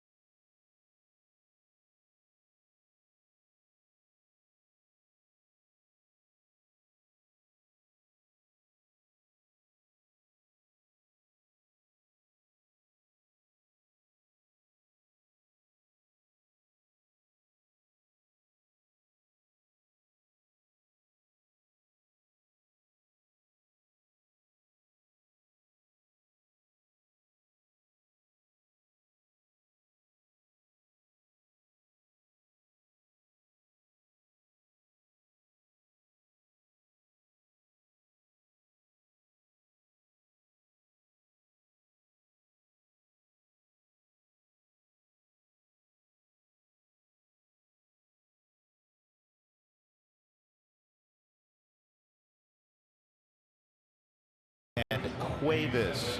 And a reminder, real treat, folks, while the Rockies are briefly on the road in Cincinnati. On Wednesday afternoon, you want to see the top high school players in the state? You can. At 2 o'clock, the Futures game, the annual Futures game, will take place at Coors Field. The first pitch is 2 o'clock. The gates open at 1. Admission is free. And again, it features the top high school players in the state of Colorado, which is always fun. And I know your son played in it a couple years ago. Cody Houston played in it a few years ago, so that'll be a good deal. And your son Zach's playing in it this year. So, and it's not that people think, well, it's just 5A. You know, it's all the levels. It's all the levels, and it's selected by the Brain Trust coaches around the state, and also you know, Mark Gustafson, Wayne Dolan are heavily involved. Wayne, a scout. He's coached for a long time the Rockies scout team, and of course does a marvelous job. Mark Gustafson been with the Rockies forever as a farm director, and now on the scouting side. This is fouled off by Story. And what a neat treat for the kids to be recognized for their talent first and foremost, but then to get to play on the big league field. Yeah, we always say this. I know I was talking to Wayne the other day. Every senior that'll participate, virtually every kid, I'm sure, is going on to play college baseball. And I say this, Colorado's become a hotbed. Yimi Garcia gets a foul tip there, 1-2. He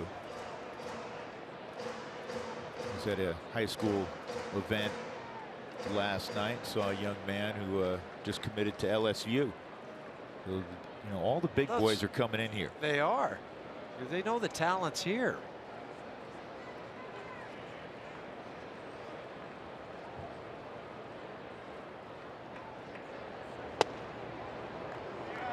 Two balls, 2 strikes. Trevor, a sac fly in the first, and then the old RBI hit by pitch. So 2 more ribbies for Story. 41 on the season. He's on pace to be easily in triple digits. And sharply hit and on through a base hit. And Trevor with a hard turn, and now he's galloping for second. Double. I could see that one coming from a mile away, and I know you could. I know, because you're running hard out of the box. You know where the outfielders are playing. More importantly, when you hit, we talked about Nolan, where he looks, where everybody looks when they get in that box. So they know if an outfielder has to travel a long distance to his left or right, I'm going to go ahead and try to take second. Flat slider, and he rips it past Taylor. Matt Kent kind of jogs over. Oh, he's not going. Oh, wait a second. He is going into second. He had no idea that Trevor was going to keep the motor going.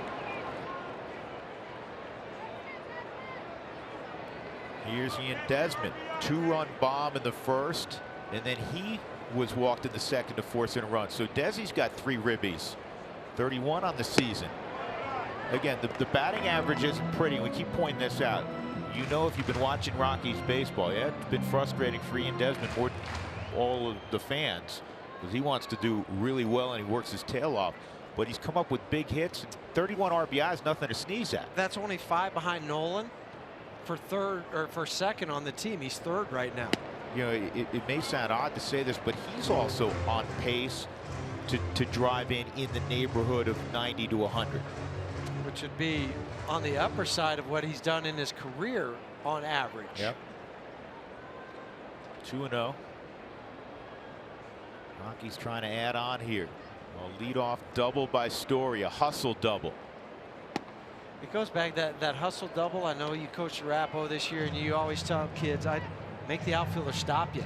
Well, Matt Kemp never stopped Trevor from running hard. He didn't charge, break down, make a good, strong throw. He ended up making that throw like an infielder on the run. Again, that's music to my ears. I know it's music to your ears, because everything ought to be a double until they field it into a single. So you come tearing around first base, unless you have a ball hit hard to right field, you got to be a little more cautious. But certainly to left center, even center, you can go at least halfway around first. To right field, you can't. Then any kind of bobble, you take advantage of it, and you don't have to have Trevor's speed to take advantage of it. No, but you have to be running hard out of the box. Absolutely. That's the bottom line. If he just kind of jogs, no, I got first. Trevor's hung up now because Garcia was able to nab the baseball, and Trevor stays in it long enough to get Desmond, who had to run hard the whole way to second. So it was not ideal, but basically you have the same situation. It's the same deal, because if Trevor stayed put, Garcia's going to hold him, turn, and throw out Desmond. So you still have plus speed at second base with 1 out. Yeah, good play by Garcia. Then Trevor kind of dances a moment, and then Garcia gives it up. But they ran that down where it's just really one throw in between the 2 infielders. Desi's running hard. He knows I got to get to second base. I didn't advance him when I should have, but I've still got to get to second, hustle. Here's Cuevas. Deep fly ball to right center field. Peterson made a nice catch, and then he lined out to Forsythe at second. And this is fouled off.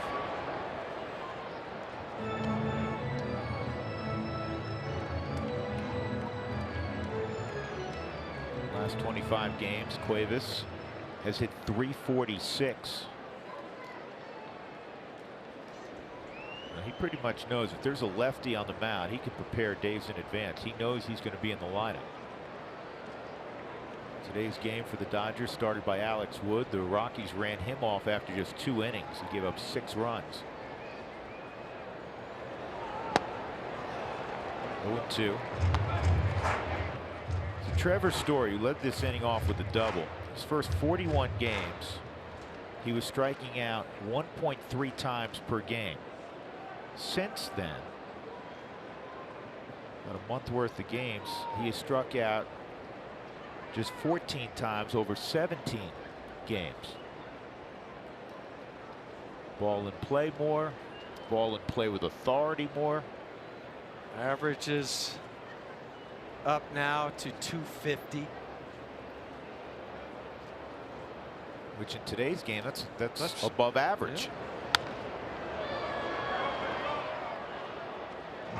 But the power, the RBIs for Trevor.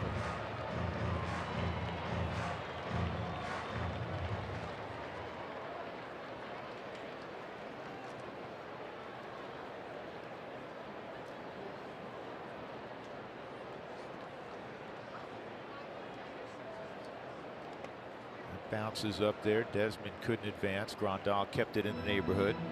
Good play by Yasmani.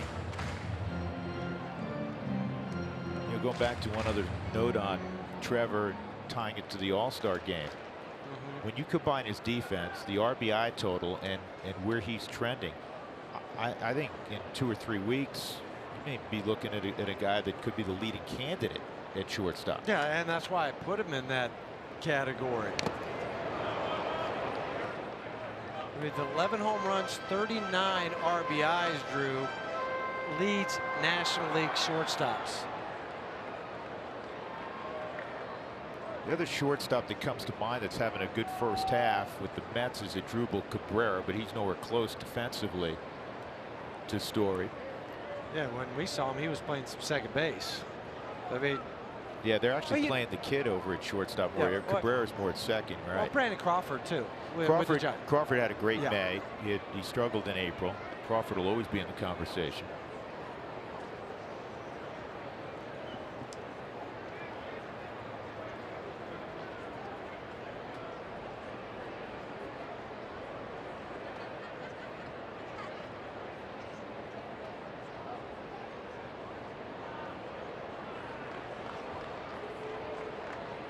Desmond, probably the most aggressive Rockies base runner on a 1-2 count, breaking ball count.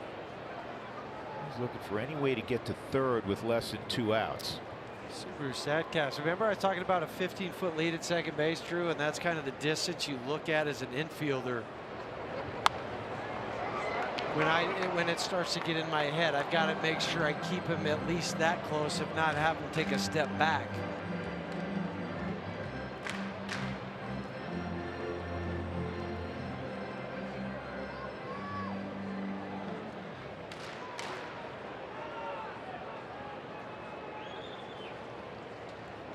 Cuevas battling away.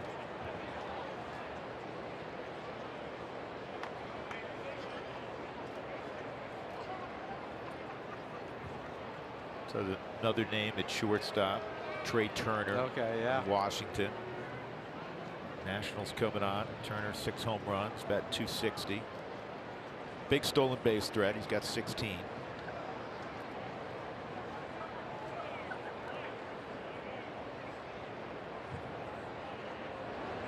Cuevas back at Garcia. And that's the second out. That'll bring up Bayanetta. Now the Rockies need a 2-out hit.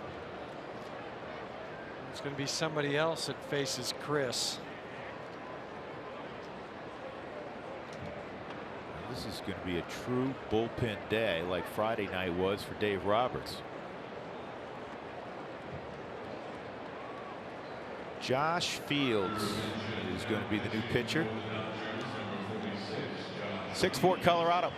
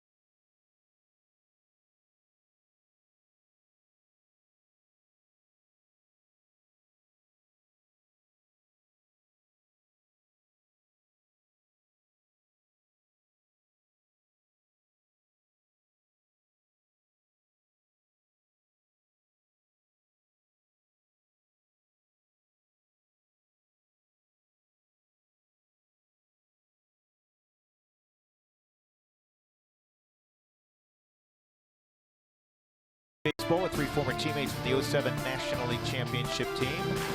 Club's cargo is heating up just in time for the summer months, and the Rockies hit the links for charity. That, and we promise you there will be more. That's later this evening on the club after the ball game. Great Sunday afternoon crowd at the palace known as Coors Field. The Rockies leading 6-4. They have a runner at second base in Ian Desmond. And Chris Iannetta will face now veteran reliever Josh Fields, coming off his best season in the big leagues.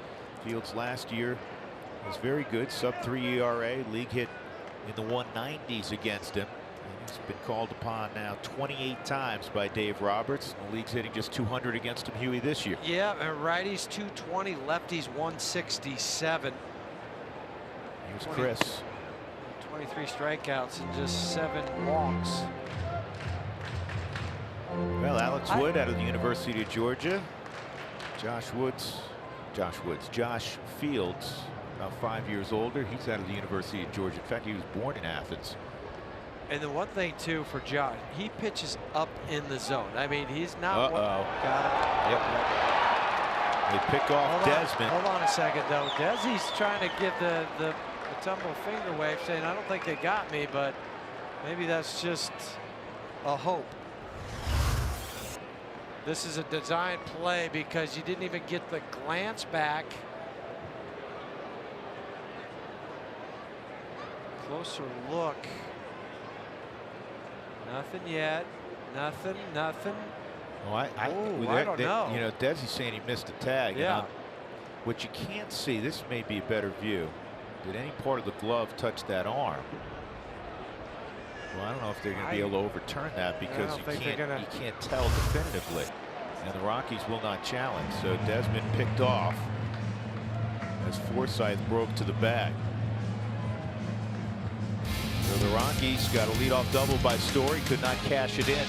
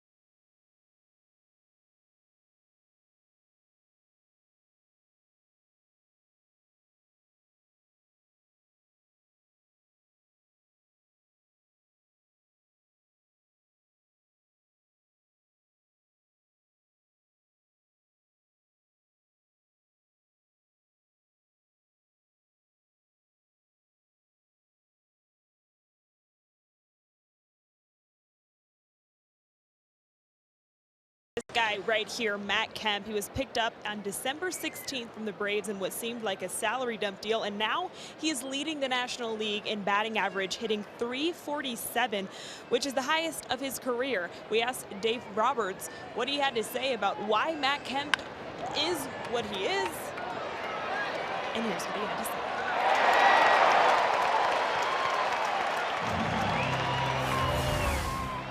A strong desire to play well for the Dodgers, and an open mind as far as trying to continue to grow as a hitter and as a player. So he's doing everything he can to help us win games, and without him and his production the first couple months, I don't know where we'd be. And I asked him if he was surprised, and he said the fact that he's leading the National League in batting average, yeah, I'm surprised by that, but he's a guy who does things correct every single day he comes to the ballpark. So from that aspect, I'm not surprised at all, guys. Well, he's played like a big-time all-star that he perennially has been, and he just got robbed by a future all-star in Trevor Story. That was one heck of a defensive play. Well, it's so great because, one, just to get to this baseball, so you got to lay out for it. You're hoping you have time to get up and make the throw, and then Trevor says, I don't, but I can throw from one knee as strong as some guys can throw from 2 feet. So many unbelievable attributes of Trevor Story, and one of them you just described there, from one knee, making a bullet throw to get Kent. What was the line of the book that John Madden wrote? What, 1 knee equals 2 feet? Yeah, 1 knee equals 2 feet. There you go. That's perfect. That is perfect. Because this is what it is. It's from his knee to be able to have the arm strength. Just watch this on the Subaru Supermo. He'll get his right knee in the ground, his left foot kind of off to the side, clear the hips, and then still throw Kemp out by a step. And the Rockies have been one of the 2 best by fielding percentage defensive teams in baseball this year. And I think more than fielding percentage, especially when you talk about infield play. Man, this is as good as it gets. Muncy has a home run in the 2nd and then a 3-run home run in the 3rd. He's driven in all the runs for the Dodgers, 2-2.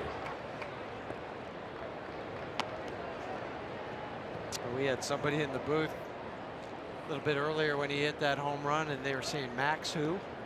Hadn't really heard of Max Muncy. You know, outside of LA, probably haven't. Came down from the A's. 3-2.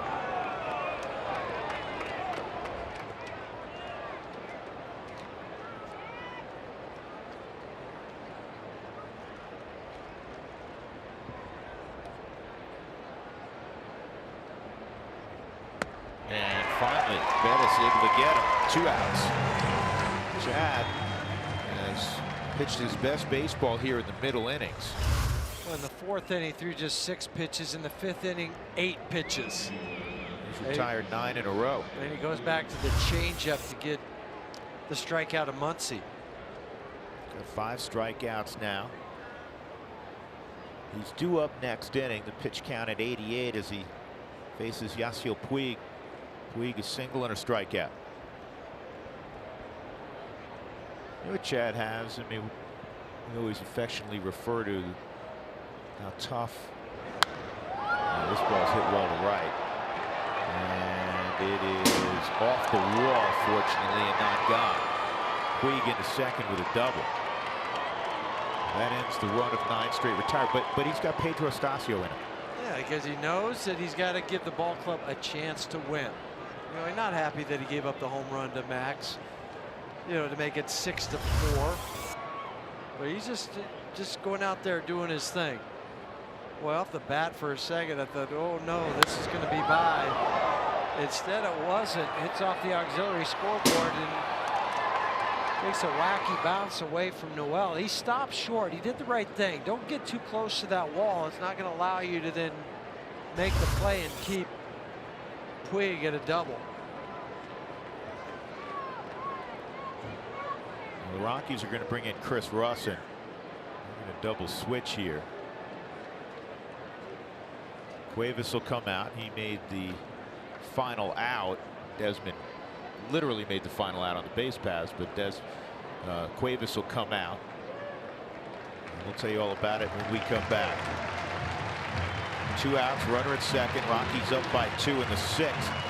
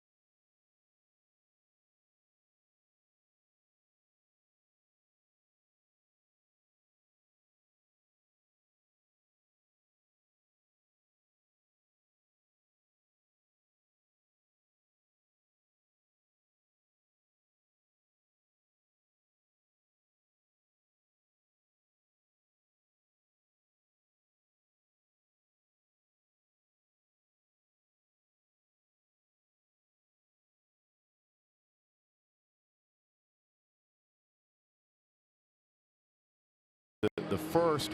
That's been well documented. We've talked frequently about that.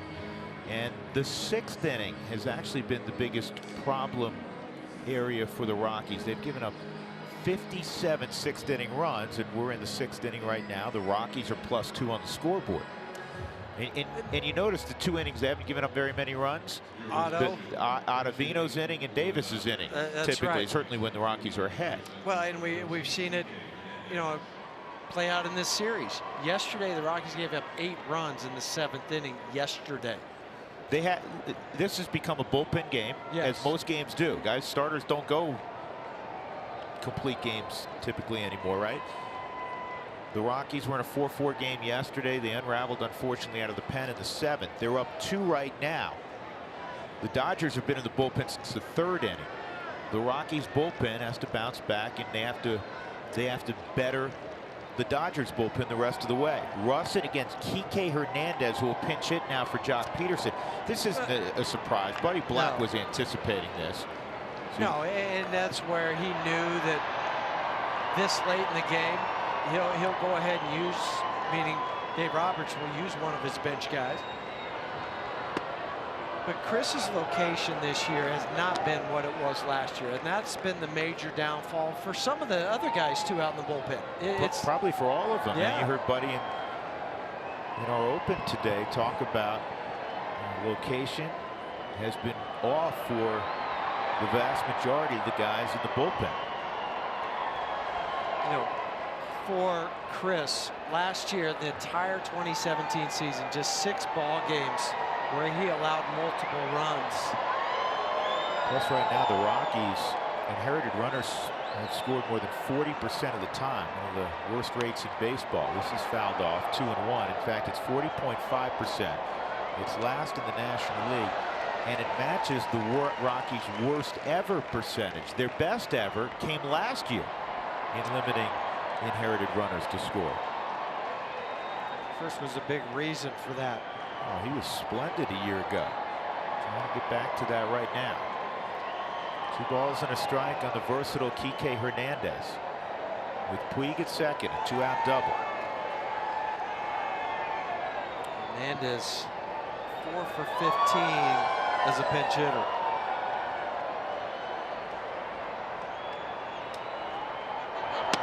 That's a good looking pitch. 2-2. Gerardo Parra came in for Cuevas in right. So Parra will bat 3rd in the top of the 6th, or excuse me, in the bottom of the 6th.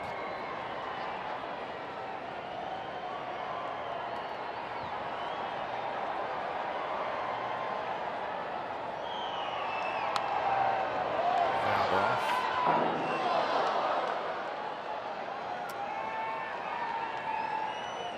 Well, Chris, the right-handers, and it comes down to, again, the location to the right-handers.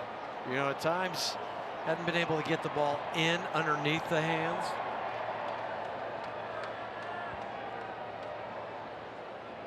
So that's why you see the dramatic difference between lefties and righties. Just like that pitch right there. What you wanted it in underneath the hands, but got it too far in. That was the pitch. That was the money pitch on the 2-2. The cutter in, and a hitter can dismiss that early on as easily too far in off the plate. He's got to look strike for a good portion, and he loses Hernandez, and that'll bring up Forsythe. And that's the other issue for Chris too. Last year he walked just 2 guys per 9 innings. This year it's over 4 guys per 9 innings. And now Buddy's going to come out.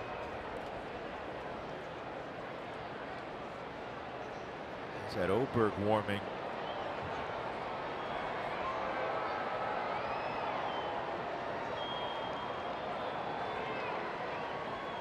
Another pitching change here in the 6th.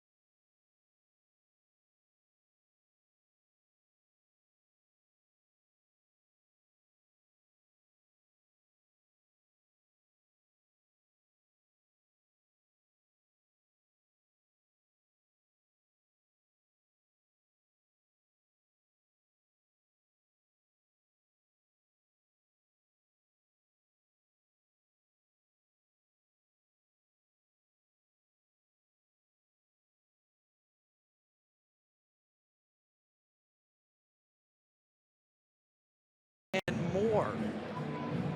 Rockies still ahead 6-4 in this ball game, but runners at first and second for the Dodgers with 2 outs. Pitcher for the Rockies, Scott Oberg. His 3rd appearance since returning from AAA. And that bottom number, that's the one he needs to improve on. Just 3 of the 15 inherited runners has he stranded. And Drew, you mentioned it just a moment ago, over 40% for the Rockies, last in the National League. That's got to clean up.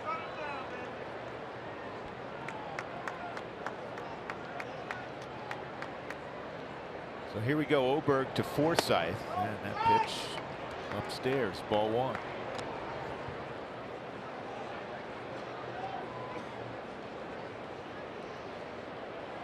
You have instances where, you know, a couple guys aren't going well. That's pretty typical. It's very unusual offensively or on the hill for everybody to be in a good place. But unfortunately right now, save Wade Davis, the Rockies haven't been able to get to Wade. And without Adam Ottavino, it seems like the entire bullpen is not in a good place. Yeah, so that's why you've seen some guys in different roles. Because Buzz trying to figure out, okay, who can I go to? Who can you trust? Right, who can I trust? And you might be wondering also, well, I haven't seen Jake McGee for a few days. Hopefully he's available today. Remember, he took that ball off his shin.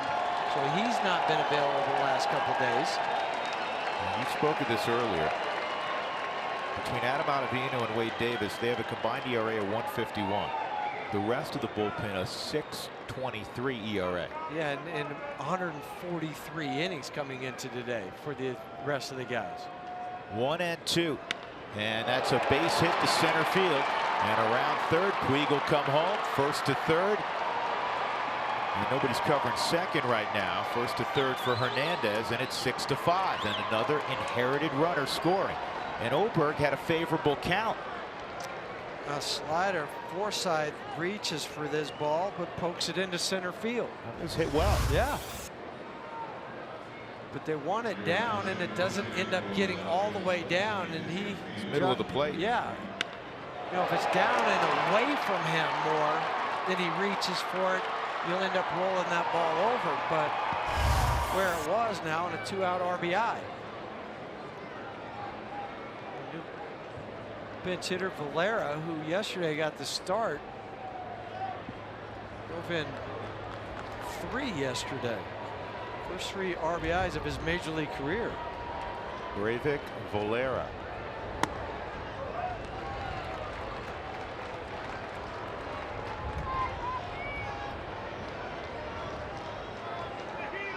It's really been stunning what has happened down in the bullpen for the Rockies. Well, and opposing teams know that too.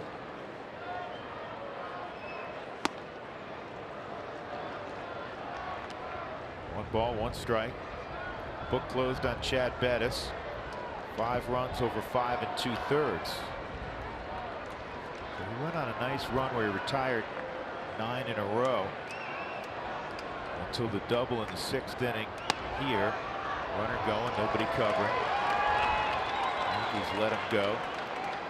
So it'll be a stolen base for Forsythe because Rockies were holding him on. And now the go-ahead run at second.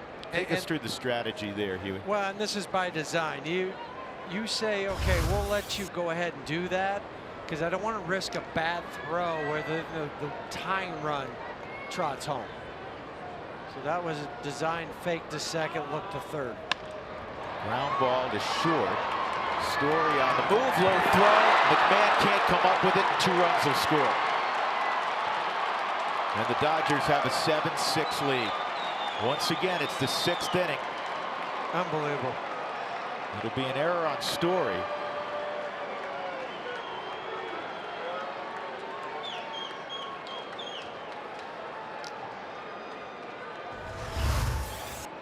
Well, he comes and gets this. There's nothing wrong with once he grabs it.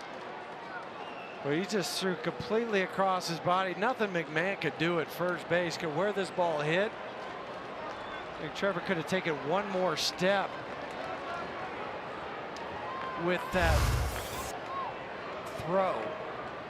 It's been hard to watch the last few days. It really has. The Rockies had a 6-1 lead in this ball game, and now they trail 7-6. Sounds a lot like Friday night.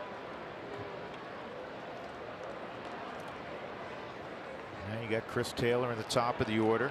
Valera at second.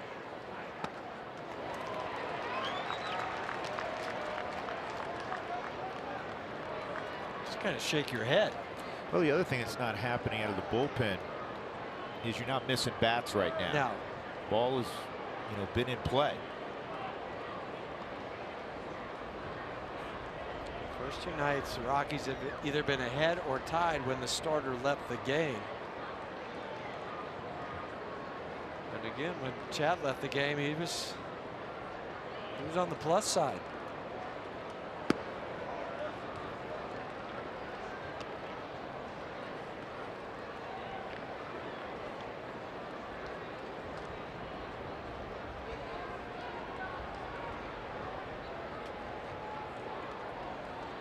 Two and one on Taylor. 2 hits and 3 at bats.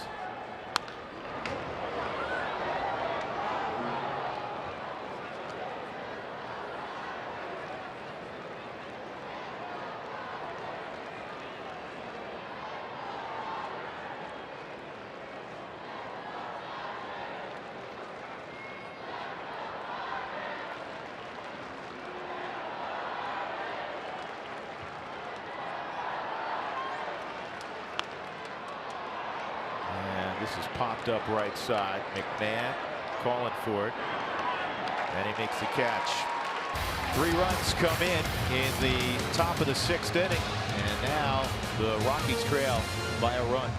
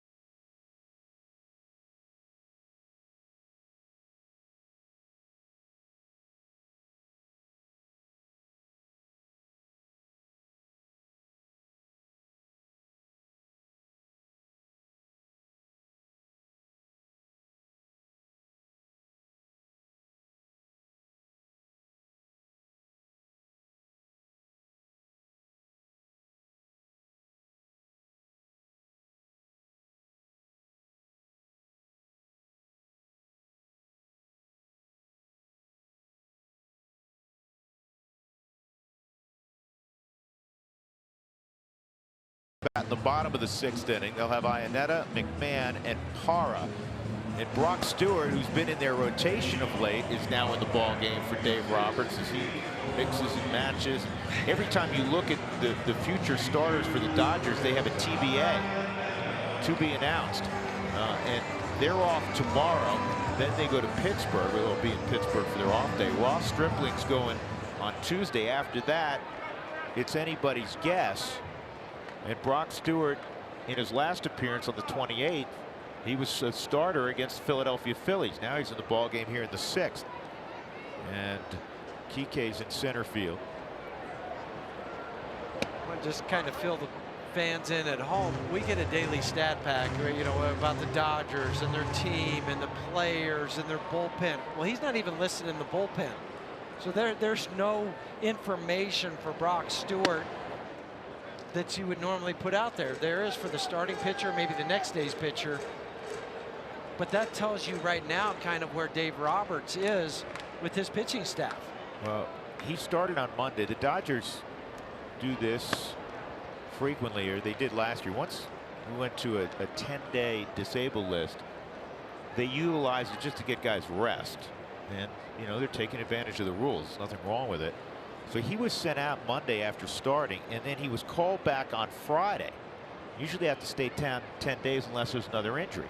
So that's how he got back. This is on the ground to short. Iannetta's out at first. And that'll bring out McMahon. Bring up McMahon. So Kershaw's going to be out for, you would think, at least 6 weeks. Second time he's been on the DL this year. Last year was about 6 weeks with a similar back condition. Hill's dealt with blisters forever, it seems like. Kenta Maeda just went on the DL with a hip situation. Wood pitched only 2 innings today.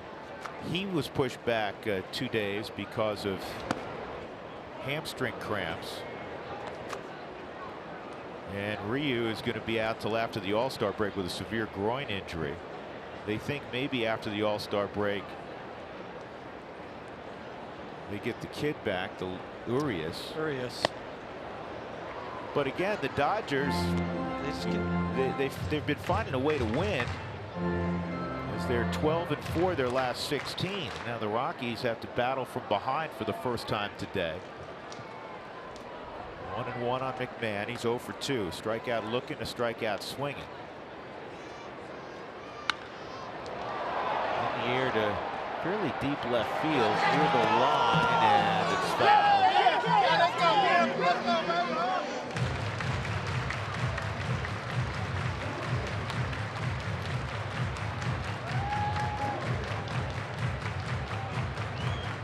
Let me correct something. I said that McMahon had struck out twice. I was looking at Chris Iannetta's line. Actually, McMahon has struck out once and also hit a fly ball to Kent.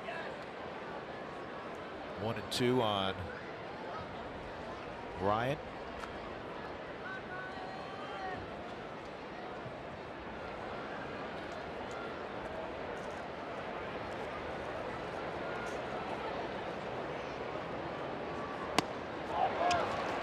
Stewart strikes out McMahon. 2 gone, and that'll bring up Parra for the first time. Since the second inning, the Rockies have only had 1 base hit. That was a double by Trevor, the hustle double.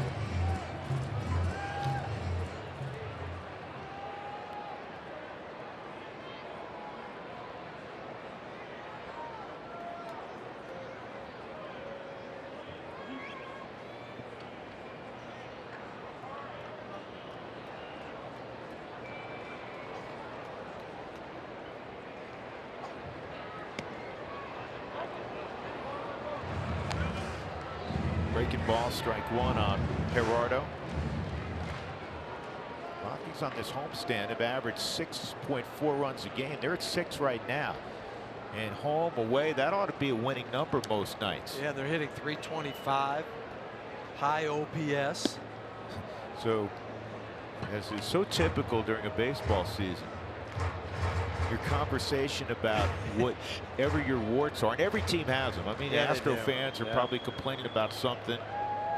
Red Sox fans, Yankee fans, you know, the teams that put together, you know, outstanding first couple of months so far this year. There's always something. And for the Rockies, you know, the talk for 2 months was what's wrong with the offense. Well, the offense has gotten well during this homestand, and now there's seems to be significant bullpen issues.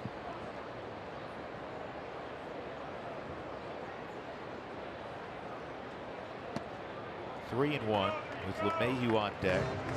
It's all part of the marathon that is a major league season. Yeah, the ups and downs, the roller coasters. When you get one thing going right, you got to throw a shoe on something else. 3 and 2. Just on this homestand, the ERA is 6.29.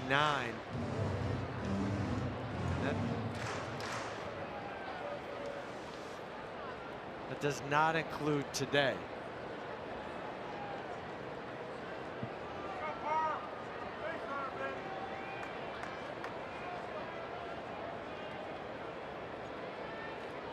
Brock Stewart with a 3-2, and that's a base hit. So Parr in his first at bat came in a double switch. Has a 2-out knock, and that'll bring up LeMahieu. DJ's been on twice. What's new? Gerardo coming in on the double switch. Running fastball and squares it up with the right in the right center field gap.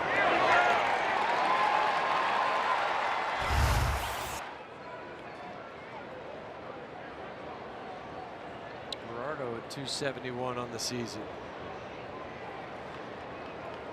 DJ a single in the first, walked and scored in the second. Also scored in the first. Hit a one-hopper to Max Muncy his last time up, way inside.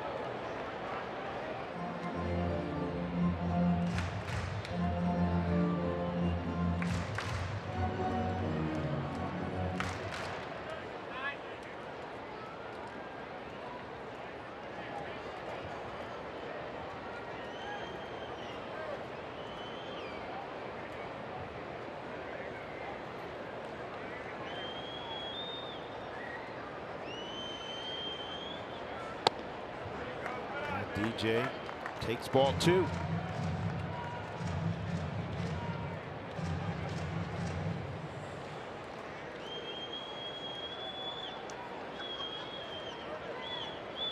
Those offensive stats we ran out there for the Rockies on this homestand, a 4-4 homestand thus far.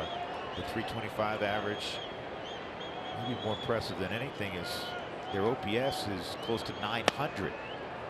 2-1.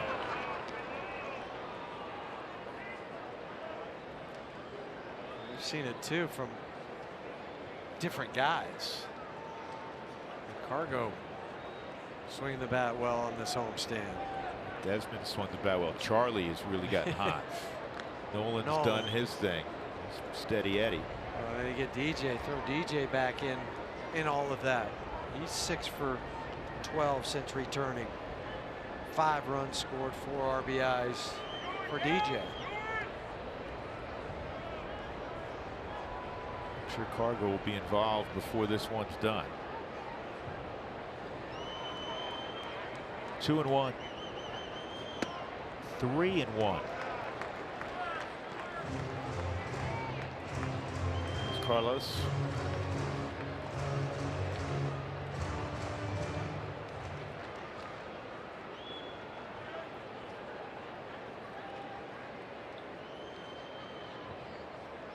You see those numbers from Cargo.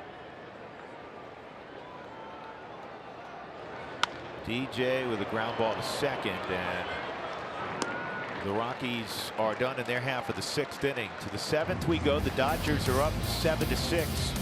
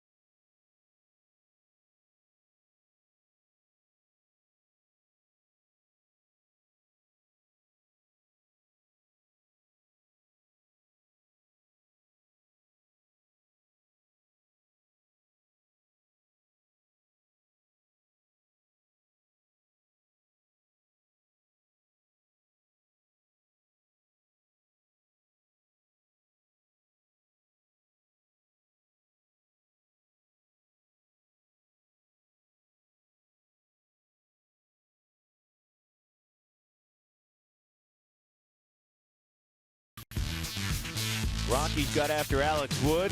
He was done after 2 innings. Rockies had a 6-1 lead. Chad Bettis gives up 5 runs in 5 2/3. Struck out a half dozen, didn't walk anybody. This will be on the bullpens. The Rockies need to rally. They are down 7-6. Scott Oberg continues on. He'll get Turner, Grandal, and Kemp 2, 3, and 4 in the Dodger lineup. And that first slider, or excuse me, fastball misses off the plate. Ball 1 against Turner, who's 0 for 3.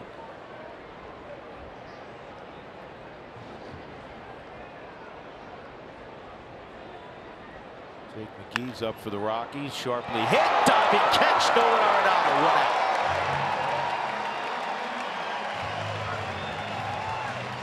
That takes a double from Turner away. Yes, it does. And this was off the bat, but when it's off the bat and he pulls it, it's hooking away from you. And so when you dive, it's imperative. Nolan gets parallel to the ground. I mean, that's a Superman dive, and it goes in the webbing, and that's 1 out. You never get tired of watching Nolan do his thing. Good first step. Notice how he stayed low, too. I mean, he was low when you go to make that first step, and then perfectly timed dive. Grandal hits it in the air to center field. Fairly deep, but relatively routine for Blackman. 2 outs. Now bring up Kemp. Checking some notes from Albuquerque. Give people a feel for who's doing what down there. Offensively, Mike Tauchman's had a great year since being sent out. He made the club out of spring training, struggled a bit. He's hitting .385 with 9 home runs, a dozen doubles, and 3 triples down in AAA. Only 23 strikeouts and 156 at bats. And on the pitching side, remember Antonio Senzatella was sent down. This is an easy play at short. Senzatella's made 5 starts down there. He has a 2.08 ERA in the PCL, which is lights out. He has struck out 33 in 26 innings. And he's worked out of the pen before. If the Rockies feel a need to try to shore things up with some of the struggles right now. The Rockies need to rally. They're down a run as we stick around on this Sunday for a rendition of God Bless America. The Rockies in the bottom of the 7th will have Blackman, Arenado, and Story. Fans, the Colorado Rockies and Furniture Row are proud to host and honor those who sacrifice on behalf of us all. With us on the field today is Sergeant Margaret Justice. Sergeant Justice is currently stationed at Fort Carson, where she holds the title of NCO of the Year and is the initial entry training Phase 2 student coordinator. Fans, please give a warm hero's welcome to Sergeant Margaret Justice and all our nation's brave servicemen and women and their families. We thank you for your service and sacrifice. To nominate a military hero, visit Rockies.com/militaryhero.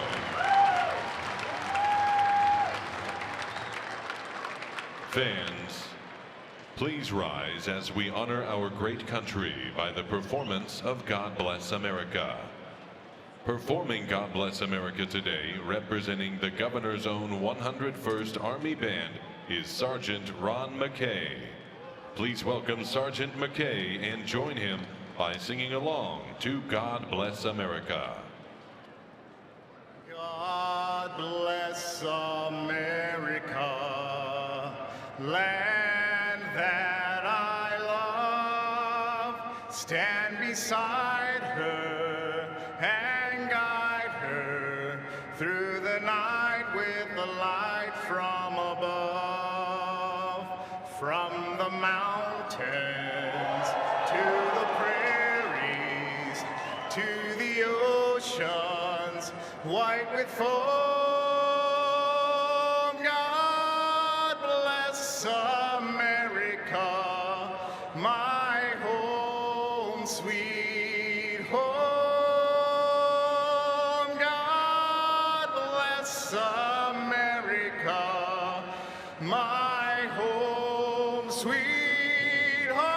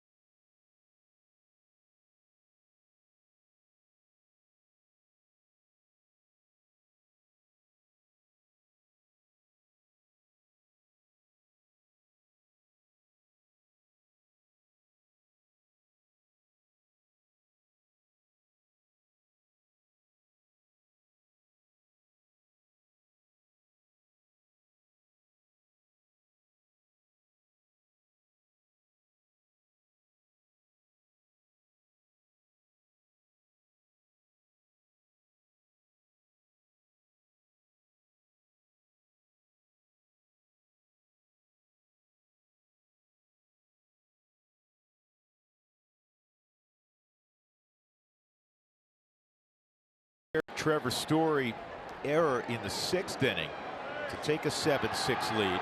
Now Charlie Blackmon, 2nd inning of work for Brock Stewart.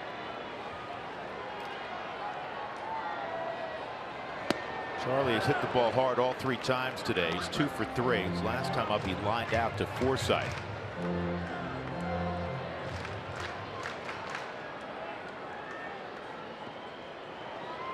Brock Stewart, his last appearance, it was Monday as a starter. And he's ahead 0-2. Stewart's an interesting story. He went to Illinois State. His dad was the head coach at Illinois State. He grew up in Normal, Illinois. He was an infielder. He was drafted by the Mets in the 40th round out of high school. He pitched a little bit in 4 years at Illinois State. And I emphasize the 4 years. A lot of times, guys, their main draft years after their junior year in college. Right. Made only 12 appearances in 4 years. He was an infielder. And he gets a strikeout on Blackmon. You'd think, too, if his dad was the coach, that he would recognize the arm, or at least say, well, you know what, I might need you to fill in today. I might need you to start, or at least come in and give me a couple innings. He had 1 career start at Illinois State. That's it. He's a big league pitcher and a big league starter, primarily working out of the pen right now. Nolan, an RBI single in the first, 2 strikeouts since. Rockies trying to avoid losing their 4th straight game. They have not lost 4 in a row at all this year, and I always think that's a mark of a good team, staying away from the prolonged slump. That's why I said earlier, this is an important game. And the little slide, win against the Dodgers, 5-4 homestand, get a day off tomorrow as you prepare to play 3 in Cincinnati. Yeah, all of those things, but I think at the end of the day, it's beat the Dodgers. I mean, that's a team that's won the division the last 5 years. The Rockies, did a nice job against LA last year, 10-9. But so far this year, they've lost 4 of 5. And the other aspect, everybody in baseball is pointing this out. They're saying the same thing, certainly in Arizona, San Francisco, even in San Diego, that you want to get the Dodgers now because they haven't been healthy. Right. The West is all jammed up. Rockies fell out of first yesterday by a half game to Arizona. Arizona had that great run to start the year. Dodgers are on a run right now. And San Francisco, they've missed a couple starters in Bumgarner and Cueto. 3-2. And you're projecting right now. There's a whole lot of baseball left. There's more than 100 games left. But if the season were to end right now, the wild cards would not come out of the West. You're looking at the East and the Central. Yeah, you're looking at, either Atlanta or somebody over there, Washington. So you got to win the division. Here's a base hit to right for Nolan. Second hit of the ball game for Nolan, which is standard fare for him. Seems 2 like hits every ball game. Well, and at least one of them going to right field. That's where they're pitching him. So many remarkable things on the resume of Nolan Arenado. And I think at one point in time, just watching how he is taking more walks, how he's going to right field, as you suggest, he may win a batting title one day. Who knows? He came into the game hitting 325 up to 328. And maybe it's this year. Here's Story.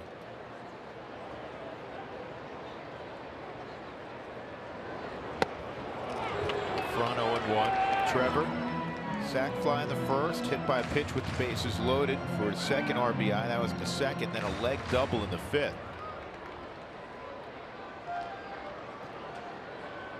Nolan, by the way, is also the only National League player who has an OPS over 1,000 right now, as you fill out those all-star ballots.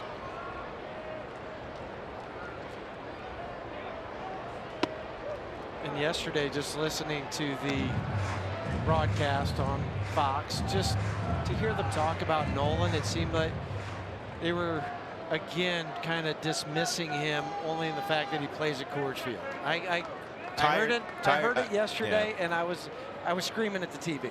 Yeah. Okay, enough. I wasn't able to catch the game yesterday, but it was that's kind of a tired narrative, isn't it? Yes.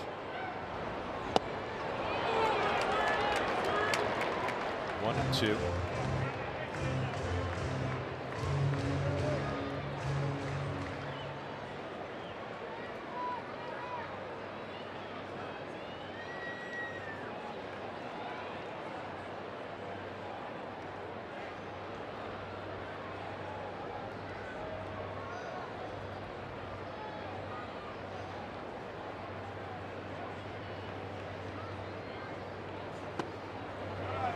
Two and two.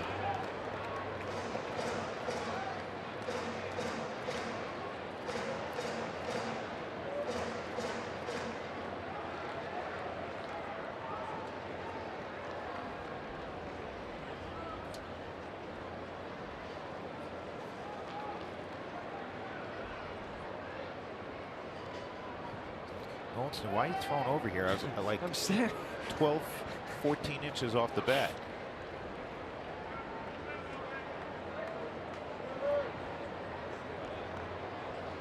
Not going anywhere. 2 and 2.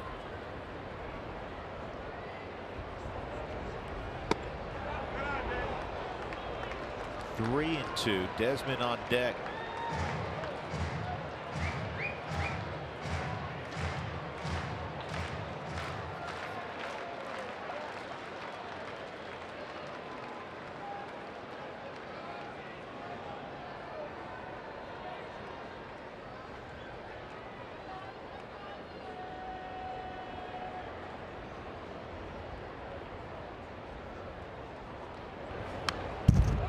Pass.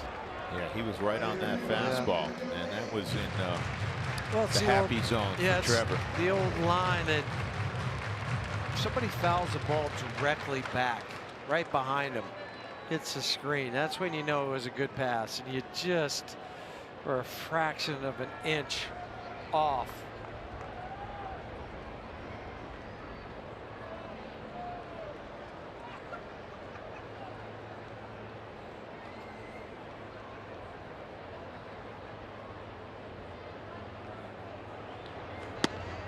Outside corner, strike 3. 2 outs, that'll bring up Desmond. Third strikeout for Stewart. Here's our Coors Light refreshing finish. Early in the ball game, Ian Desmond, first inning, 2 runs already in, and he absolutely hammered this pitch from Alex Wood. 459 feet later, it would land, and the Rockies were off to a 4-0 start. Led 6-1. And now they're down 7-6. And this gets away. And this is in the area where Nolan should end up easily at third. He will. That's not advisable. Puig, who loves to throw, threw one in the direction of Turner. Nolan was already there. The only thing that can happen there is bad if he kicks away. Again, look how far Nolan's away. Why are you picking? I have no idea. It'll be an error on Stewart. I'm glad they did, for sure. And then it gets away down the right field line. Nolan's at third. But then Puig decided to airmail it to third. Rick Honeycutt's going to go out, and I don't know if he's going to talk about pitching sequences here. He's going to talk, maybe go, why were you throwing over there? Or he might be saying, you just made a mistake. Try to forget about that because you got a guy that's already hit a home run in this game. Yeah, that's obviously more likely. With 3 RBIs.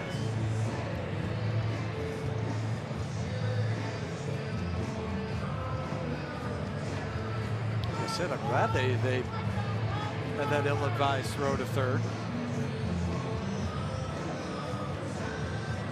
Well, while we have a moment, we're checking some of the minor league numbers. We mentioned some numbers down in Albuquerque.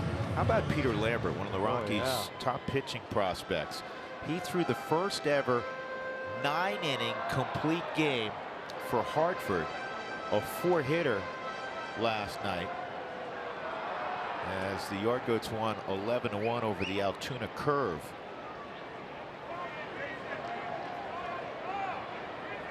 Manfred continues to impress. Desmond takes a strike. Desi, the 2-run home run. He walked to force in a run in the second. Hit into a fielder's choice his next at bat.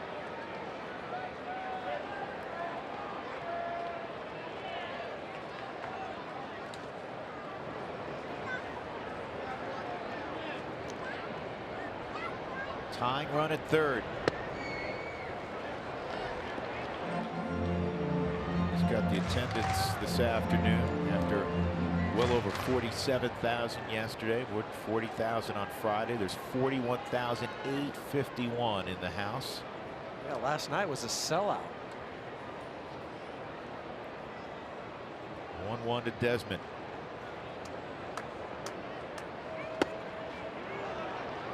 Cargo's on deck. Pitcher spot. Yeah, pitcher spot after the double switch. It's the 6th spot in the lineup.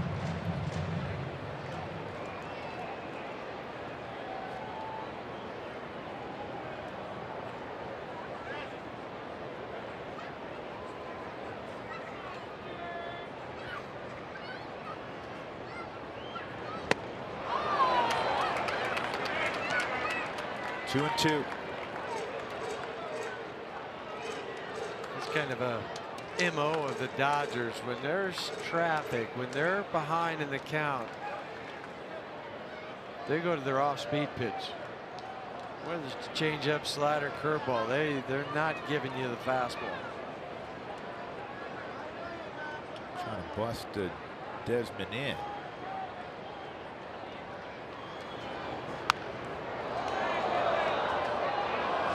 Fastball there. Again in. Yeah, but the 2-1 count was the changeup. Yeah. And once it gets back to 2-2, then kind of all bets are off. But when they're behind in the count, to get back into the count, or when the hitter's ahead in the count. It's one of the differences between the big leagues and the lower levels. Even AAA a lot of times.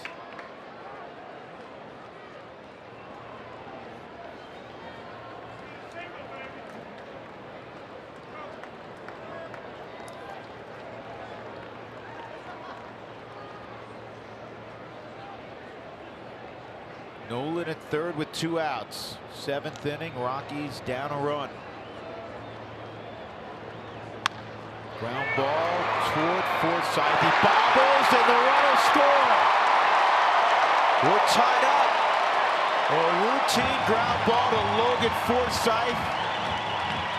And he makes his 6th error of the year. And that one ties up the ball game. They aided by 2 errors. The Dodgers scored some runs last half inning, courtesy of the error Trevor, in the 6th inning. And now here are the Rockies taking advantage of Logan Forsythe just booting this ground ball. But it wouldn't have been a run if it wasn't also by the error of Brock Stewart, letting Nolan get to third. Which again is an inexplicable one. You're checking on a guy who's not going to run.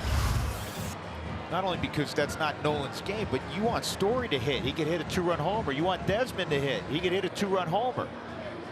And that'll be the end of the road for Stewart. The Rockies have gotten even thanks to 2 Dodger miscues. Cargo will hit. When we come back, he'll face Tony Cingrani.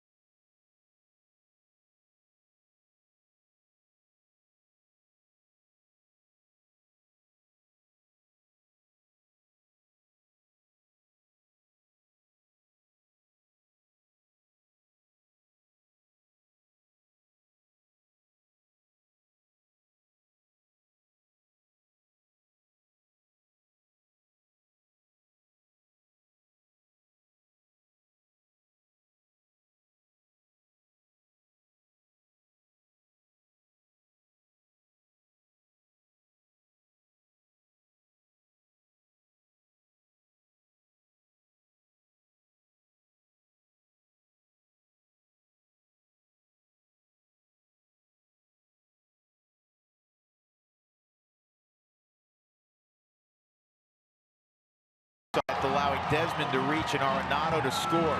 7 runs for the Rockies. Don't forget to go to your participating Taco Bell locations tomorrow between 4 and 6 to get your Rockies taco special. Live Moss at Taco Bell. So the matchup will be with Desmond at first will be Cargo against Tony Cingrani. Cingrani in a pretty strong place right now in his last 7 games. Just a couple of hits allowed. Cargo started yesterday. For the first time in this homestand was held hitless. He was 0 for 4. Cargo 2 for 6 in the matchups against Tony with the home run included. That is a smart throw over because now the Rockies are even. Desmond a base stealer. That makes more sense. Yes, it does. Than Brock Stewart twice checking on Arenado. We're in a different league too for Ian than what Nolan had.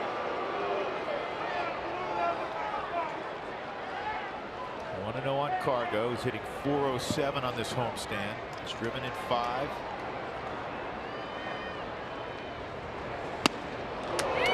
Moved his average up 40 points on the homestand. There's 2 left-handers in the bullpen today. Sometimes there's just been one, and it's just been Tony. Today it's also Scott Alexander, but he started on Friday, pitched yesterday in the game. Cargo takes. That's a similar pitch he just fired at. 2-1. So if you're Bud, I'm looking at this saying this is really the one guy, you know, for that left-on-left matchup that Dave Roberts is going to use. 2-2. The Dodgers took out Matt Kemp. He made the final out in the double switch. Cody Bellinger went into center field. Kike Hernandez, that's Kike, he went to left field. Dodgers going to return her to the right side now with 2 strikes. 2-2 on Cargo.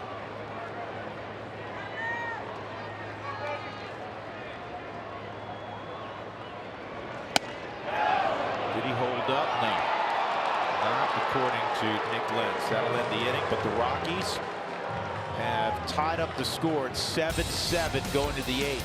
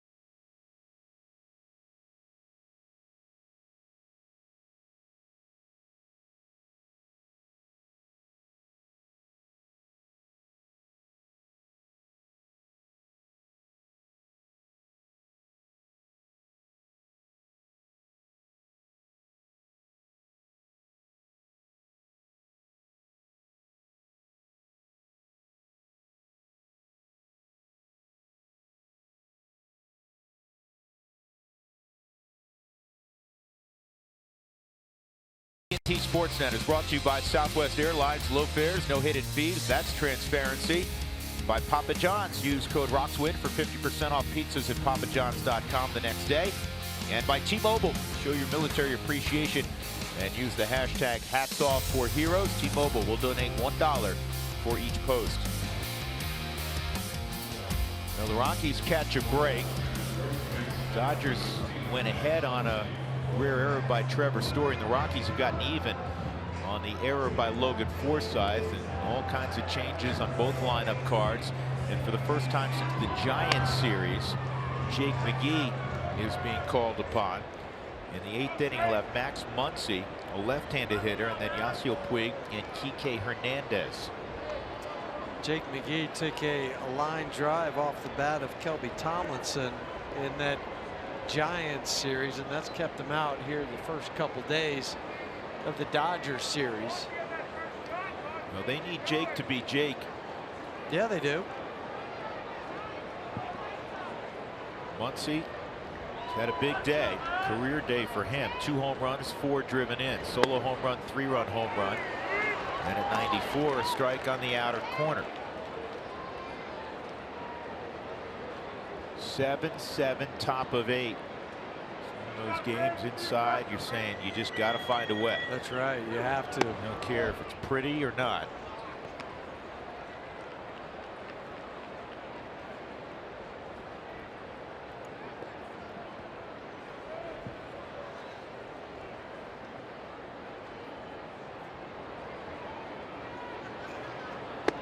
Now, there's not a separate column for how did you win. No, there's not.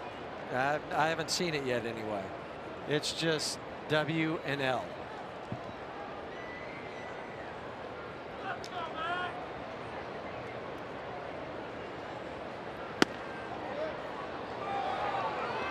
That misses. 3-1.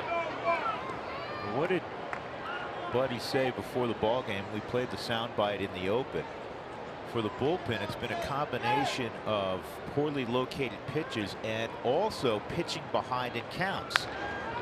Unfortunately, on the 3-1 pitch, Jake makes a solid delivery to get Muncy on a ground out to DJ, 1 out.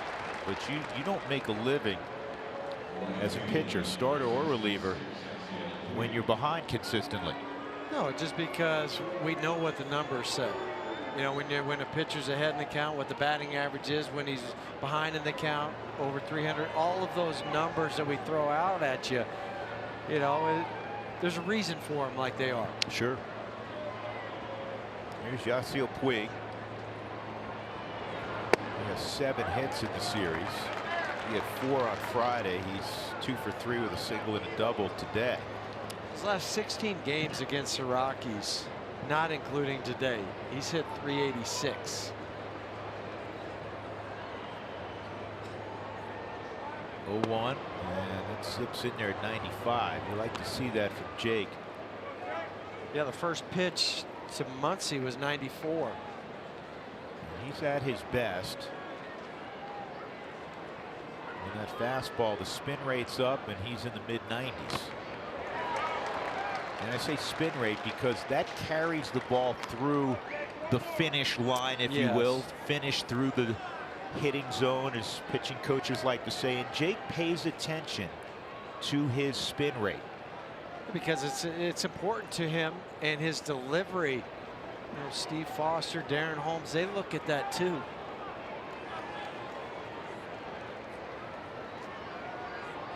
One, 2, swung on and missed. There's the good giddy on 7.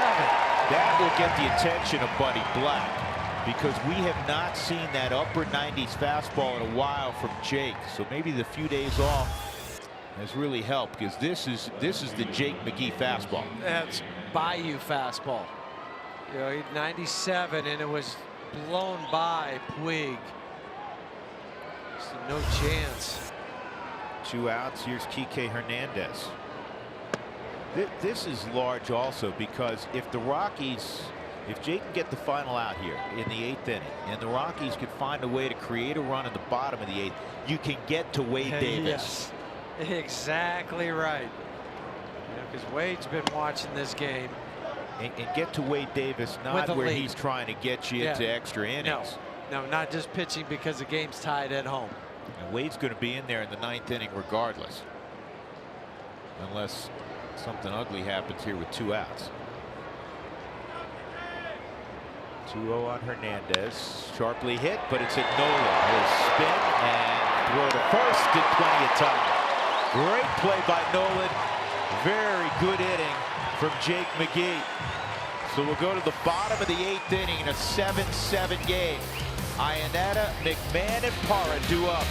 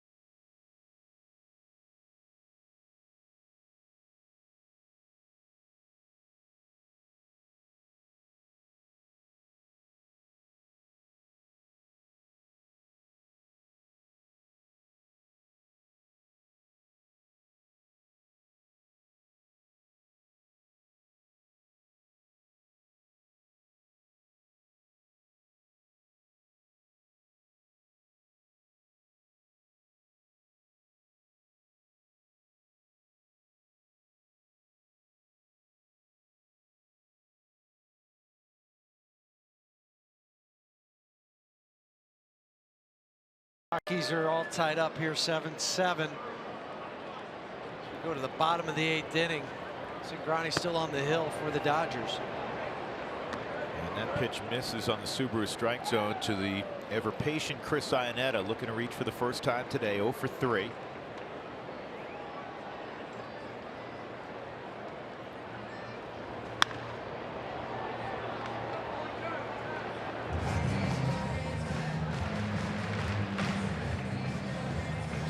Year-old Tony Cingrani.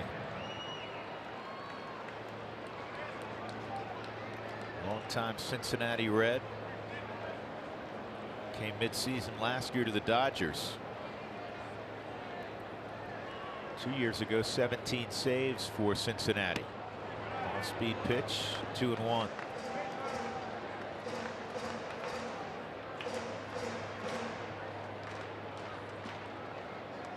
They went and got a couple of lefties around the trade deadline last year. Cingrani and the Pirates' Tony Watson. Watson off-season signed with San Francisco. 3-1. The economics for the Dodgers pretty much allows them to do whatever they want. You know, they're not constrained like some other clubs. This ball high in the air to left field. This was on the barrel, and unfortunately for Chris, he just missed it. Let's go back to the strikeout of Jake McGee of Yasiel Puig. Subaru StatCast. See the velocity, the extension. That's the ball out front, but then the spin rate, 2353. You know, I think anything above 2300 is a pretty high spin rate. Yeah, to give you context, the major league average is 2264 on spin rate, so he's, you know, well above that, and that's why hitters, this is McMahon trying to bunt his way on, hitters will say, you know, the ball seemed like it rose. Physically, from a physics standpoint, the ball's not going to rise, but it holds its plane longer when you have a higher spin rate. And remember, if you're standing in the box thinking about my swing and where I'm going where I think the ball's going to be. You know, and so when that ball stays on the same plane, it throws you off. You may hear coaches, especially at youth level, say, hey, see it to the barrel. It is impossible to see a pitch all the way to the barrel unless it's literally lobbed in there. The last 4 to 6 feet, to your point, you are swinging where you are projecting the baseball to be. Exactly. You cannot literally, the eyes are not good enough, even if you have 20/10 vision, to see the ball literally hit the barrel. No. No, that's why I'm saying you start your swing in anticipation of where the ball's ending up. This ball's in the air to left center field, and it's run down out there by Bellinger. 2 outs. Let's talk about the Rives annual charity grab bag for the Rockies. The event is June 8th and 9th. Buy a mystery bag with an autographed baseball from a Rockies player or manager Bud Black while supplies last. Always a great event. June 8th and 9th. Main concourse near section 131. Get there quick, because once they're out, they're out. You don't want to miss out. Parra with 2 outs. He's 1 for 1. He had a 2-out single in the 6th inning after coming in a double switch for Noel Cuevas. Bottom of the 8th, 7-7, strike 1.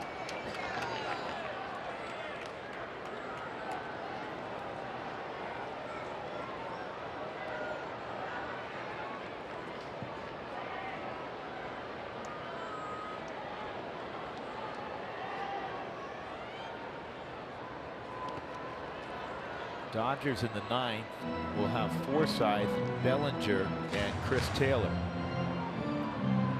Rockies have Wade Davis getting ready.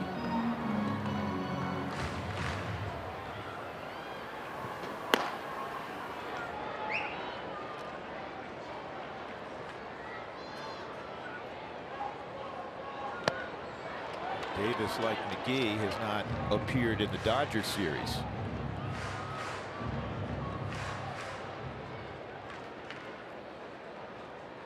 McGee had not appeared in the Dodger series till he threw that 1-2-3 8th inning.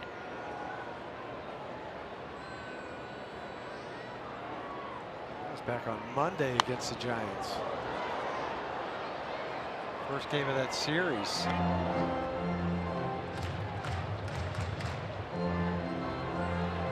Arizona at home leading Miami 3-0. They're in the 8th inning in the desert. Giants up in San Francisco 5-1 on the Phillies. Padres play tonight at Petco against Cincinnati. And a strikeout of Parra. The Rockies go quietly in the 8th. So we'll go to the 9th. The Rockies 7, the Dodgers 7.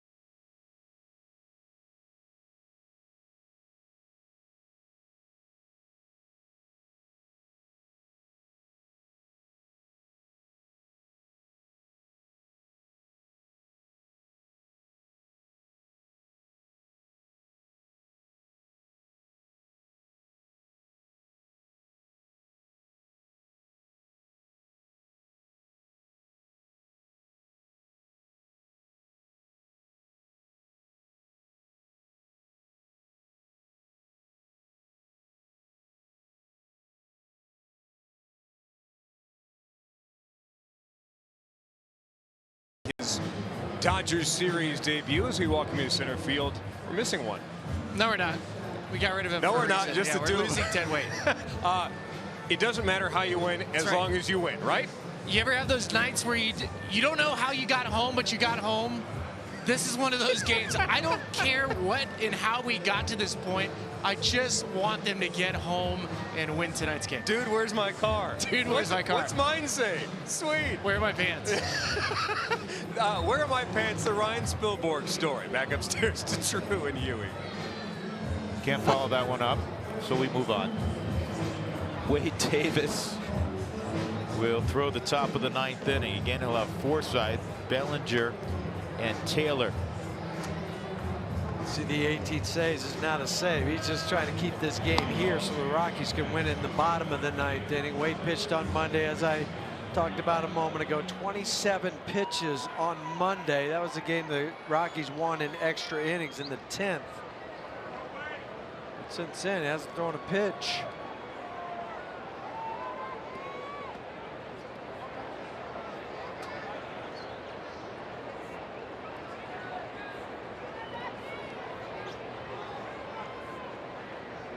Interesting right now. The only man warming in the Dodger pen is Kenley Jansen. You would think they would be double-barreled. That's normally how things go. Maybe somebody will join him. You know, Pedro Baez. Baez was up. And maybe he's ready, and that's why he's not throwing right now. Or if when there's 2 outs and nobody's on, Baez will get up and join him. But you're right. Usually, at least he'd be standing out there. Yeah. On the rubber out in the bullpen. 1 ball, 1 strike. Dave Roberts was hoping for a 2-0 count after that delivery.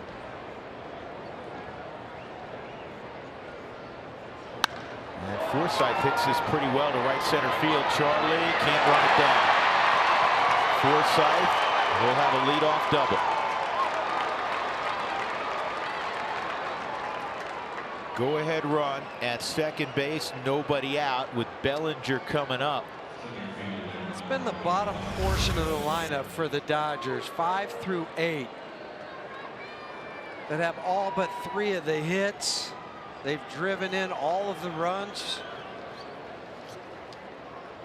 And Charlie, all he can do is wait till it goes off the wall to throw it back in on the leadoff double by Logan Forsythe. Logan Forsythe, who came into the ball game hitting just .207. Now Bellinger, his first plate appearance. Would the slugger bunt here? I don't think so. I think they'll have to try to pull the ball just because he's not something in his normal baseball repertoire. book. Yeah. And I think it just fits them easier too to ask him to try to pull the ball. Because that's what he's looking to do. And I'm with you. If I'm Dave Roberts, I'm having this guy swing away.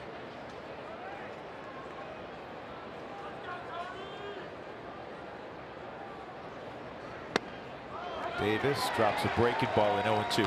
This is where, from Wade's standpoint, you got to be hunting strikeouts. You have to be. And that's the good thing about Wade. He has that capability.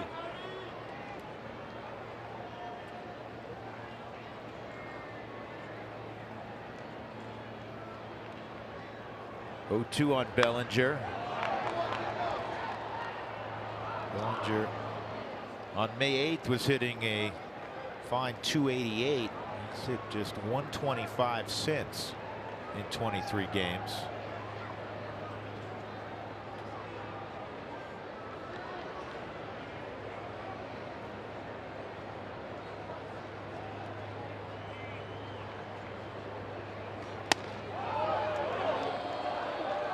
Wade reached back and got 96.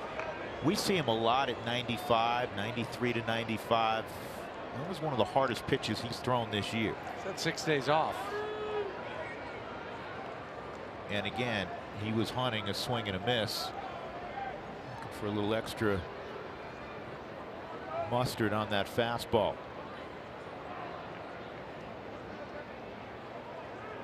Bellinger had an unbelievable rookie year. Unlike a lot of power hitters, he will swing and miss.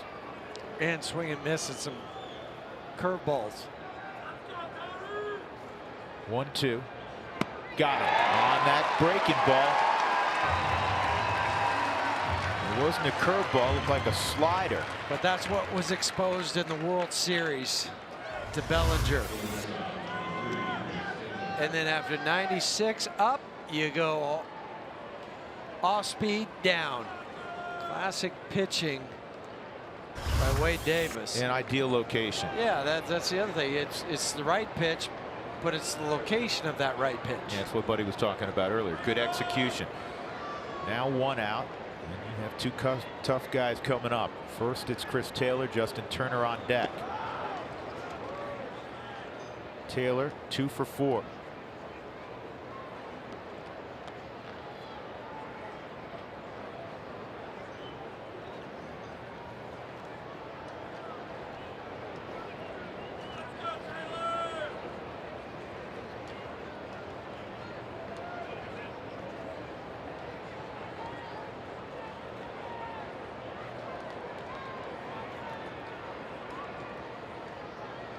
Taylor has never faced Davis.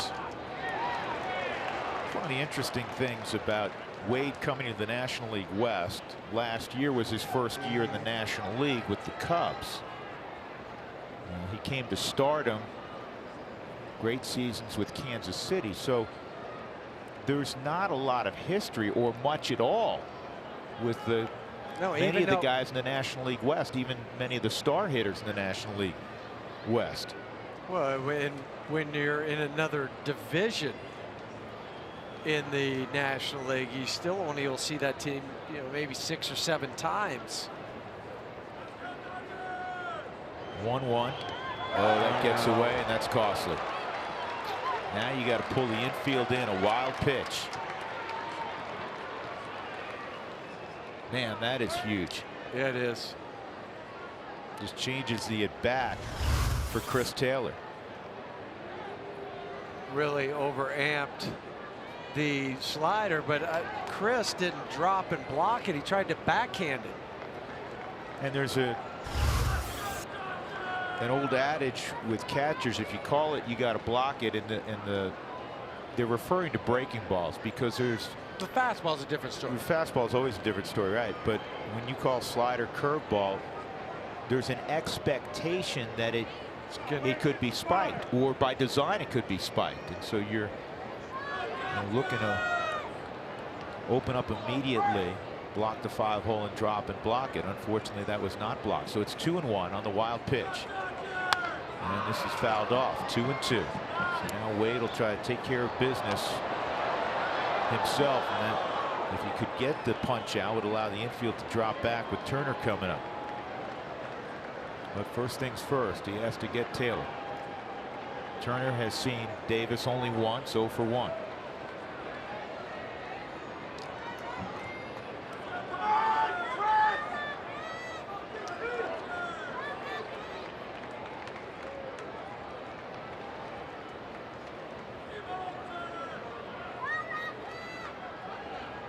Here's the 2-2.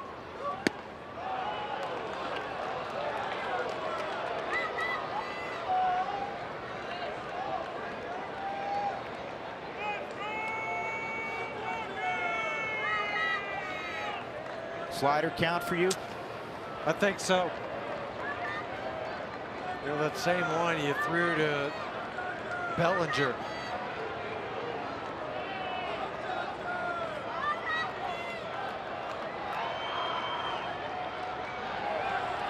He went slider. He went in the same location. Taylor did not offer.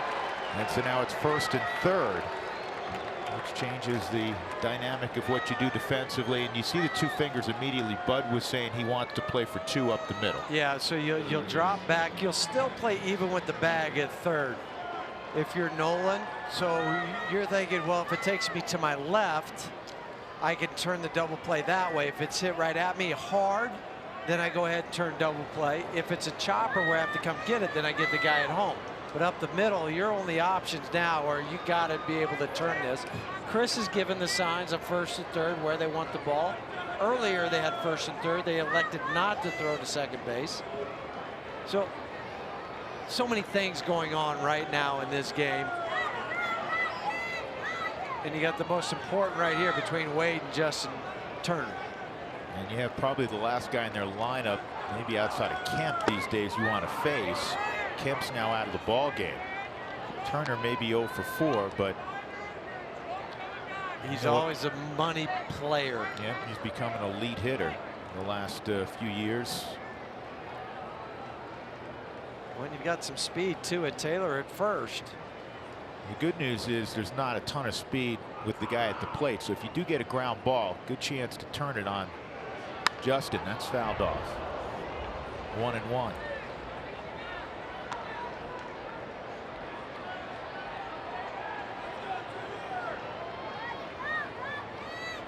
Turner missed more than a month with a broken wrist. Maybe come look at Chris.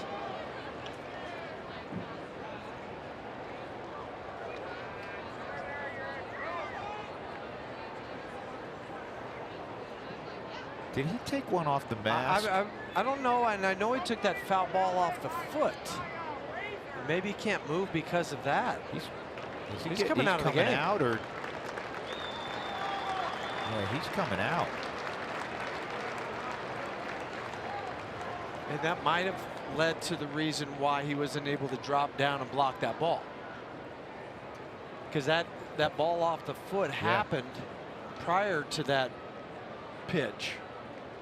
Well, Chris has talked about he's had a foot injury that doesn't affect him in the box, doesn't affect him running. It affects him when he has to drop and block, which is interesting, and it's not something most people pay attention to. Well, how's it going to affect the catcher? Well, he looks like he's running okay, that sort of thing. And I bet you there was an attachment to what you're saying to his ability to block the baseball. Now he's got to come out. Tony Walters will have to get his gear on. Enter a game that's 7-7, runners at first and third, 1 out, 1-1 count. Yeah, New pitcher. This is as tough a position for somebody to come in as anything. And we usually relate it to a pitcher coming in with inherited runners, but the go-ahead runs at third base. And you're Tony, and you got to block everything. And and I know you say, well, it hit the top of the knee. I thought it was the foot. You can tell, even though there's hard plastic there, that is still painful. Well, we know catchers are as tough as anybody, so for him to have to come out just tells you how much that was hurting. Tony threw one down, and that's smart, because the last time he threw from any length was 3.5 hours ago. Yeah, because he wasn't in the cage getting loose thinking, well, I'm going to come into the game. And now Buddy's going to come out. And this is strategy conversation, one would assume.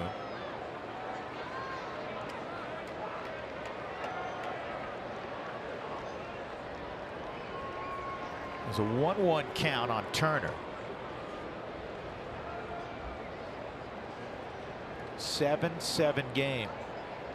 9 hits, 2 errors for the Dodgers, 8 hits, and 1 error on the Rockies. Both teams' errors have been costly. Directly led to runs.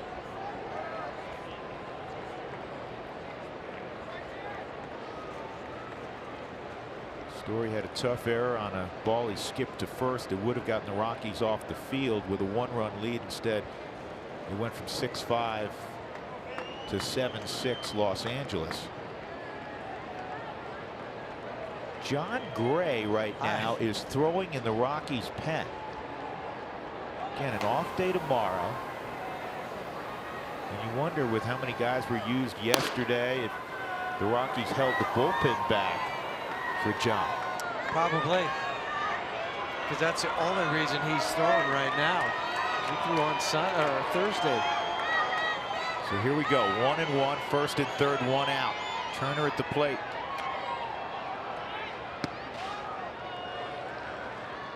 Two and one.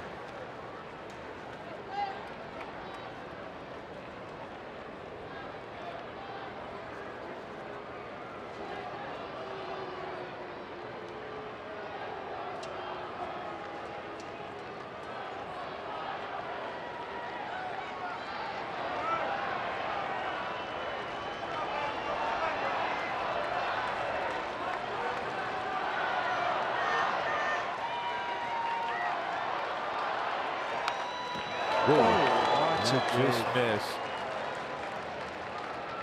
Dave Ponarelli, second time I think on this homestand. Dave, Well, the other two got hit. times it was a bat. This time it's a baseball. Mercy.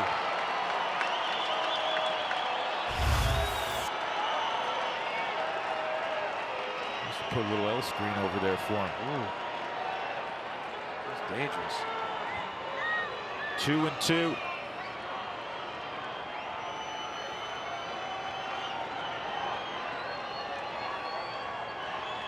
Taylor stays put, and it's fouled off. I don't think they'll put him in motion unless it gets to 3-2. Then I think they will. Right there, Dave saying no. Just calm it.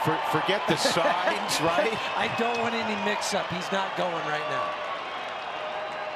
But I think 3-2 is bad. I think it's on at 3-2. Hopefully it doesn't get to that. You strike him out or it's a double play. Ground ball, third, foul. Whoa. Close.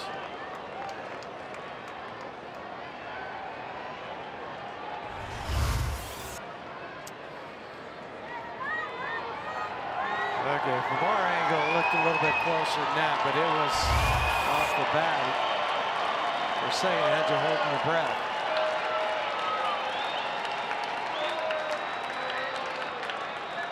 High drama here in the top of the ninth. 2-2 on Justin Turner.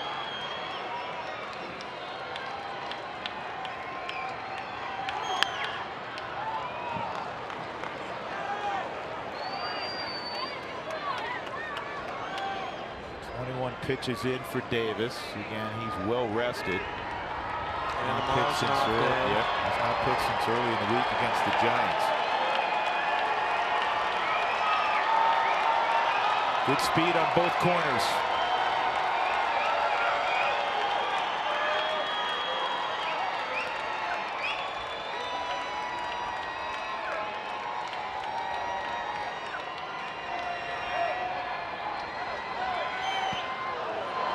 Taylor's going to move up on the dirt ball. And now you got to bring the infield back in.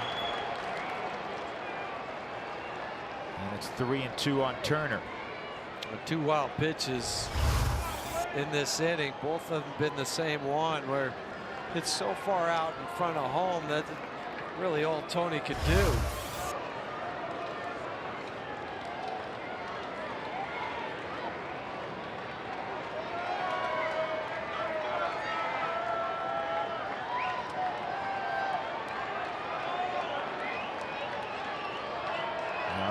Grandal on deck.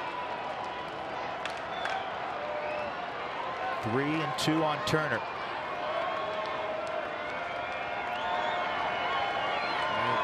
You get Turner here. I think you'd probably walk Grandal because the only guy they have left on their bench is Austin Barnes. And that's a pitcher spot after Grandal. And then you should also set up a force at any base. So if you get the punch out of Turner, then it goes back, I think, into the Rockies' favor as far as what they can do and how they want to play it.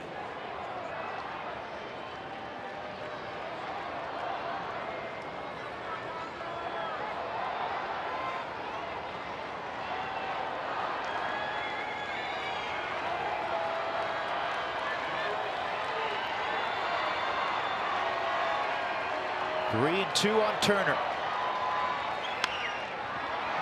Comebacker Davis to the plate, no play. And he gets Turner. He didn't venture a throw, and the Dodgers take an 8-7 lead on a ball that went 65 feet. Forsythe was going on contact. But Wade, if he tries to make that throw, he's not going to get Forsythe, so he just has to tag Turner. I mean, it's hit so weakly. Everybody was charging. Again, we've talked about this through the years, how important it is to get the ball in play, because Turner got it in play. And as you said, the ball went about 65 feet. The Dodgers take the lead. Now it's still pass on Grandal. What's the point of facing Grandal here? Not sure. I mean, that's where you could go right on right.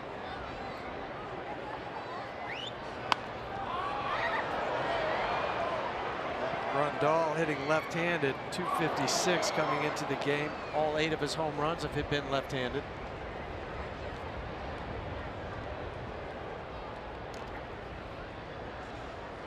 Barnes, a 205 hitter.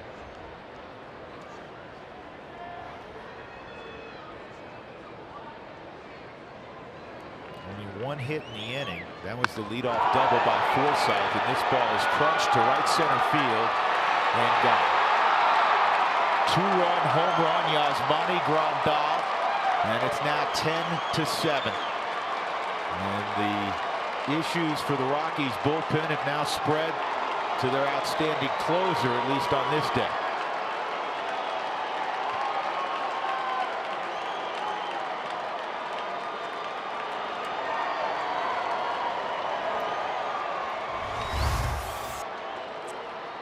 Grandal takes the slider out into the Dodgers bullpen. Like I done mentioning a moment ago, with the 9 home runs, all have come hitting left-handed.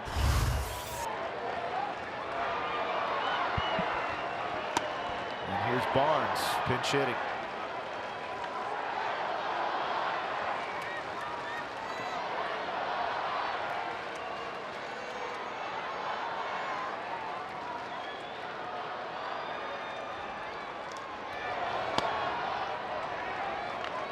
One ball, 1 strike.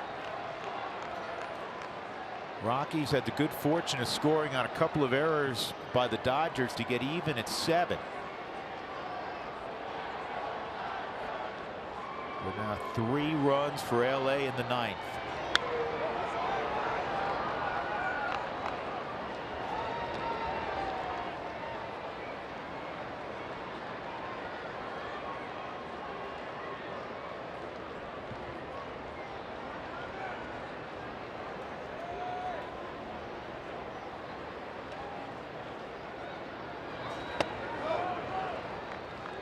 That's 3 games too for the Dodgers where they've had double-digit runs. 11 runs Friday, 12 yesterday, 10 today. Yeah, you're not going to win. You're not going to win games giving up double-figure runs. 3-2.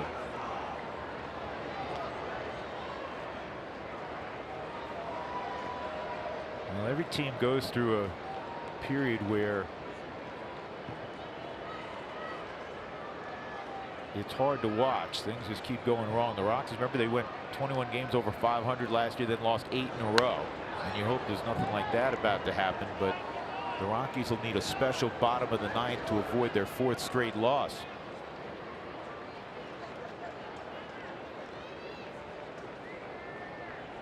Bettis gave up 5, and now the Pen has given up 5. The day after, the Pen gave up 8 in the 7th. 3-2 on Barnes, and this one's well hit to center field. And this one's off the base of the wall. Blackman will fire it back in, and Barnes with a double.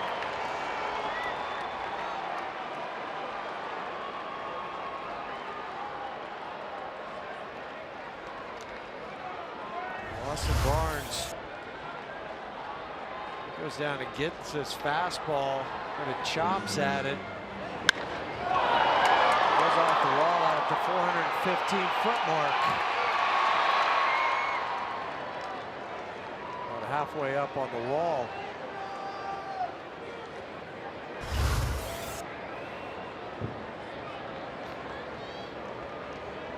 This is a sign from the bench for Tony to go out there. This may be all for Davis, and they're just getting some extra pitches for John Gray. And I did not misspeak. Again, if you're clicking around, John Gray is warming up in the Rockies pen and has been for a while. He takes more time. This is a bullpen day for him because this is not what he normally does. assuming we'll see Buddy here. Well, maybe not. Certainly had that feel, didn't Yeah, it did. That's why I was thinking as soon as he went out there, John had really stopped throwing. Yeah, this is, even though he's been off for 5 days, talking about Wade Davis, this is now mid-30s number of pitches thrown.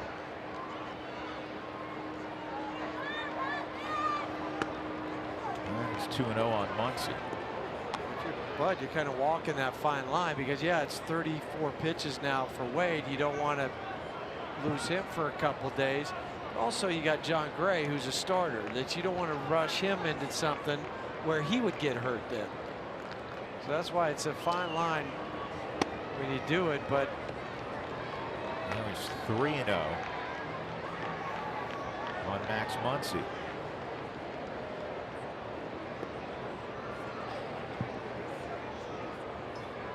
Actually, let me correct that. The scoreboard had at one point 3-0. It's 2-1. Now 3-1. Rocky's pen. Buddy called on everybody down there, and unfortunately, they're in a stretch where there hasn't been anybody who's been reliable. 10 innings. 16 hits, 19 runs, 17 earned runs in this series. 8 walks, 6 strikeouts, an ERA of 15 plus.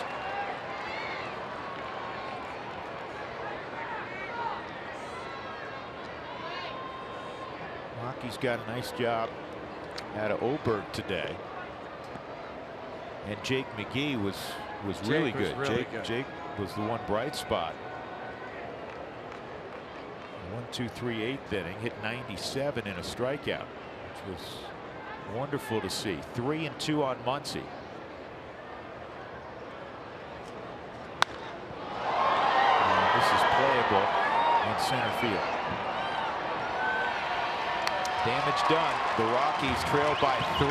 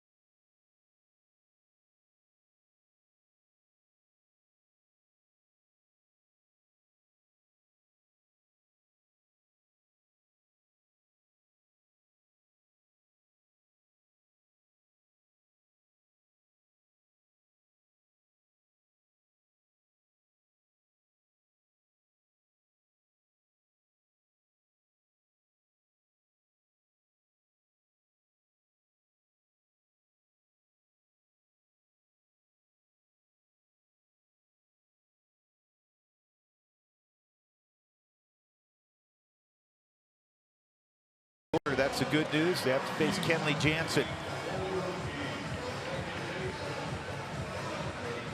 And look at Kenley Jansen's resume in 2018. After a slow start in April, he's picked it up since. 13 out of 15 in save opportunities. Well, we will say this, though, and I know where you're going. Yeah. The cutter has not been as sharp, or the velocity on the cutter. No, and not striking out guys like he has in the past, whereas almost 15 strikeouts per 9. This year's down to 5 strikeouts per 9 innings pitched. And Rockies got after him a little bit on Friday night. An inning and a third, gave up 3 hits, 1 earned run. Did have a walk and a strikeout.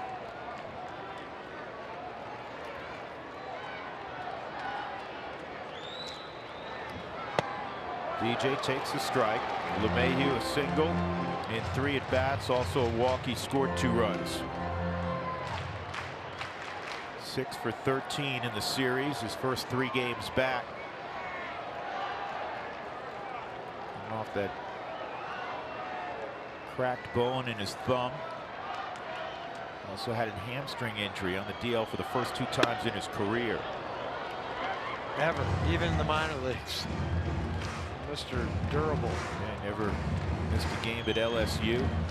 2 years in Baton Rouge. Won a College World Series with the Tigers.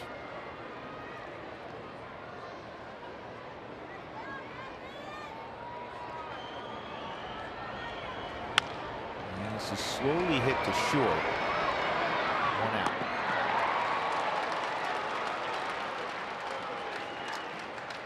You want to be at Coors Field next weekend to see the Rockies take on the Arizona Diamondbacks June 8th through the 10th. Purchase your tickets at Rockies.com. It's Friday, Saturday, and Sunday.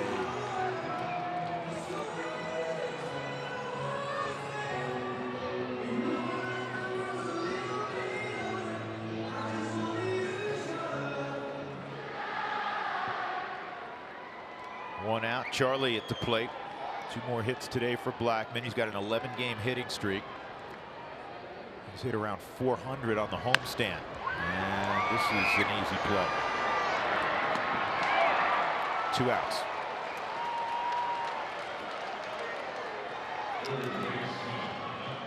Nolan will try to keep it alive.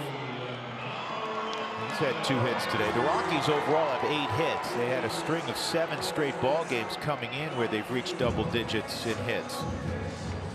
But again, this game in summary, if the Rockies fall short, will not be about the offense. No. With a little bit of help from the Dodger defense, the Rockies put 7 on the board. 7 ought to win you baseball games. Well, and you were up 6-1 at one point. Yeah, let's not forget that. I'm sorry, you got to protect 5-run leads, and everybody in that clubhouse will tell you the same. Yeah.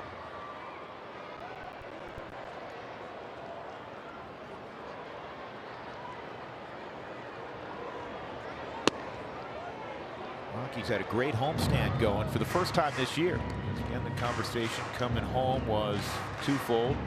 When's the offense going to get going? You can check that off because the offense did very well in the homestand. And the other part of it was, you know, are the Rockies going to get back to playing normal Coors Field baseball, walking out with a number of victories? And it looked that way, winning 4 of the first 5, but now they're staring down a 4-game losing streak. And if they don't pull off the miracle here, they're going to end up going 4 and 5 on the homestand. It'll be another sub 500 homestand. Yeah, no. End up being 11-16 at Coors Field. They're not able to come back. 1-2 on Nolan. And that is strike 3. Ball game over. Another tough pill to swallow for the Rockies. They are swept by the Dodgers at 20th and Blake. The final score 10-7. Dodgers have now won 7 in a row on the road. The last time they've won more than that on the road was 2013 when they won a club record 15 in a row on the road. Tony Cingrani out of the pen gets the victory. He's 1-2. Wade Davis takes the loss. He's 0-1. Jansen with his 14th save. Again, the final score, the Dodgers win it this afternoon, 10-7. Tomorrow an off day, and we'll rejoin you from Cincinnati on Tuesday night. We'll be back with the Twitter postgame show next.